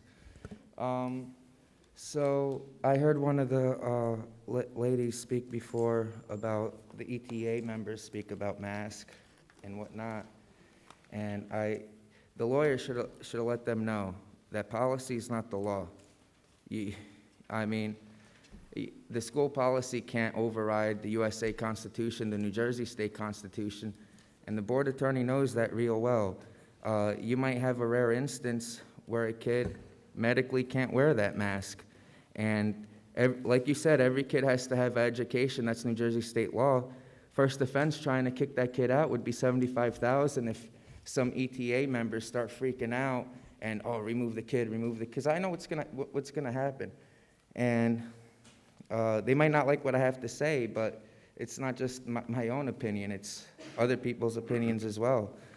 For Black History Month, I like to talk about some black heroes who influenced my lifetime. The Orthodox Christian Emperor of Ethiopia, Haile Selassie.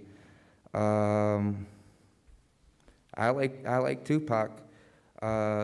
Not so much his music, but what he did at the end of his career, not so much the beginning when he was more wild.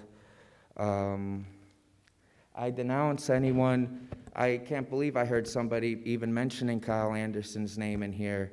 Somebody who put the life of an Edison resident at risk over a lie. I wouldn't, that's somebody that I wouldn't, a racist that has many times before posted things on Facebooks with the photos. What did it say? Off with the pigs. And that's talking about cutting off the heads of a police officer. So I'm against that 1,000%. Where our kids, they should be learning about, other people. We got St. Moses the Black. That's somebody you can look forward to. They don't know who he is. He's a good man. I got 42 seconds, so I'm going to filibuster this right now. God bless America. God bless your families. God bless Middlesex County and the whole world. In America, we don't support, in America, we don't worship the government. We don't worship political parties. We worship God. That's why on the dollar bill it says, "In God we trust." In the Declaration of Independence, our Creator is mentioned 4 times. What else is there? 9 seconds. And I hate the way you pander to these ETA members just because you want their endorsement when the time comes, and you don't allow the public to come up. You give them even four of them. You gave them rebuttals before even one person came up. Anybody else?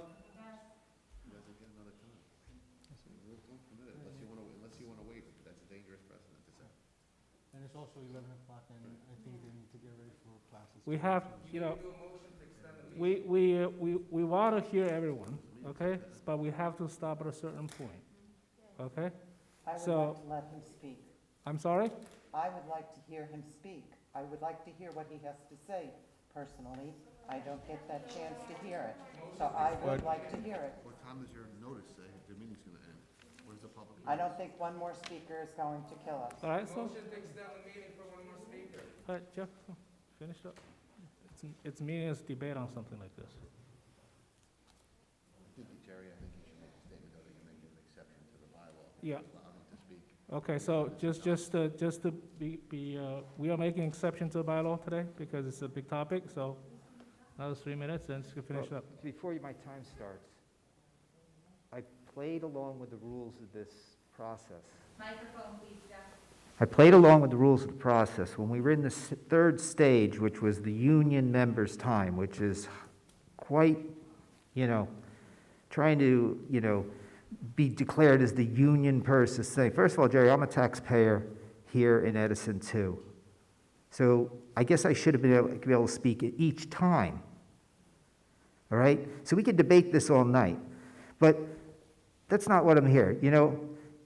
I was in the middle of talking about the CDC. It's very difficult to do a lesson when there's constant interruptions. It's bad teaching.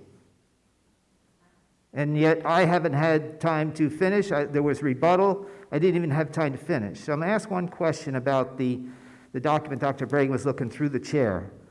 Dr. Bragan, what does it say about sports when conditions are high? We're going to address all the questions at the end, so that's, finish up. Use your time. All right, fine. It was mentioned that the football team had never been shut down. It was shut down for 2 weeks as 3 players tested positive. The varsity and JV basketball team had 2 coaches that tested positive, for the record. Okay, so there are lack of truths that are being dispelled here, okay? So we need to be transparent. We need to be fully transparent. I think it says in the CDC that you're not supposed to have sports when it's high. I believe in sports. I've also recommended that we try to test our athletes for COVID-19 so that they can continue to enjoy the things they like. But we aren't given a chance. This has been a really difficult night for all our people. Our teachers and support staff work incredibly hard. In the beginning, everyone was rallying around educators a year ago. Now, all of a sudden, they're the enemies. For what reason? Because politically, the government changed, and now we're trying to make it acceptable for kids to come back to work? And by the way, I'm not a President Biden fan, but he did say within his first 100 days, I don't think that's over till about April. We live in the Northeast. The studies show 50 countries in the Northeast that this is a pandemic that affects colder, wetter areas more, namely Europe and the Northeast. And things will get better as soon as we get out of the early spring. And patience is a virtue. That's what my mother taught me. And moving us back into March 1st is a little premature. And I like Dr. Bragan. But I didn't like how this board meeting was run at all tonight. And it's very discouraging after 37 years teaching some of the children of the people that are on the board. I've taught several of them, and have 37 teachers that I taught in the public classroom that work in this community. Thank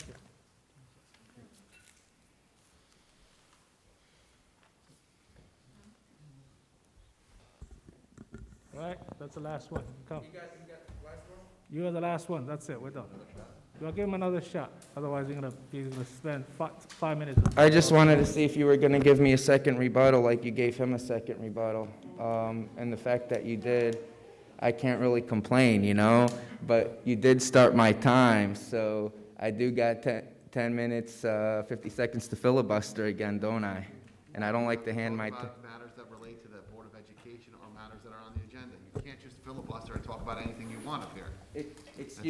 Excuse me, lawyer, you should know that there's a Supreme Court case law that says during public comments, you can speak for anything you want. I can start speaking about for monkeys in the space station if I wanted to. If we deem it to be obnoxious or repetitive, the chair can shoot. I read your policy, and your policy's illegal. It's not the policy. You have a The question, the law is the Open Public Meetings Act and the You Sunshine have a Law. question, ask. The Mr. Pickett. policy is, it has to be Board of Ed related. That's not true. I've been to New Brunswick zoning board meetings and started speaking about the Greek-Armenian genocide. So I understand he hired you, and you have to do what he wants you to say, but no. I'm gonna follow the law. I'm a lawyer. I'm gonna tell you what the law is. The law doesn't say that you can come up here and speak on anything you want. Supreme Court case law does, yes, it does. There's been many instances. You know what? You should fire this guy because you had him already prepared for me. Complete crap. He actually went to law school, and I know this. What's the reason for that? How did you go to law school? And I'm a member of the public. I didn't go to law school. How do I know a member of the public can speak for anything they want? You're speaking on things that you don't know about. That's why you're taking the public's time. Can you give me one example? What don't I know about, sir? You're speaking right now and keeping people here that wanna go. They can get up and go home at any time they want. I'm only keeping government people here. So again, what am I speaking about that I don't know about? The Open Public Meetings Act, for one thing. Open Public Meetings Act says when it's the public time to speak, let them speak. It doesn't say to give certain groups. So Bowden, you were wrong when you said to come up. I understand they did today, union members, and who said it's obnoxious? Who said it's obnoxious? Learn how to respect members of the public, sir. The taxpaying public pays you. You're disrespecting every other person in this room by doing what you're doing right Do you guys feel I'm disrespecting you? Yeah, of course the ETA would hire it. Yeah, of course you guys would. I'm not allowing you guys to abuse the process is what's going on, and I'm calling you guys out for it. Crystal, can you just finish up, please? 26 seconds, so, I mean, like I said, if they want to get up to leave, now I'm definitely gonna stay up here for the 21 seconds.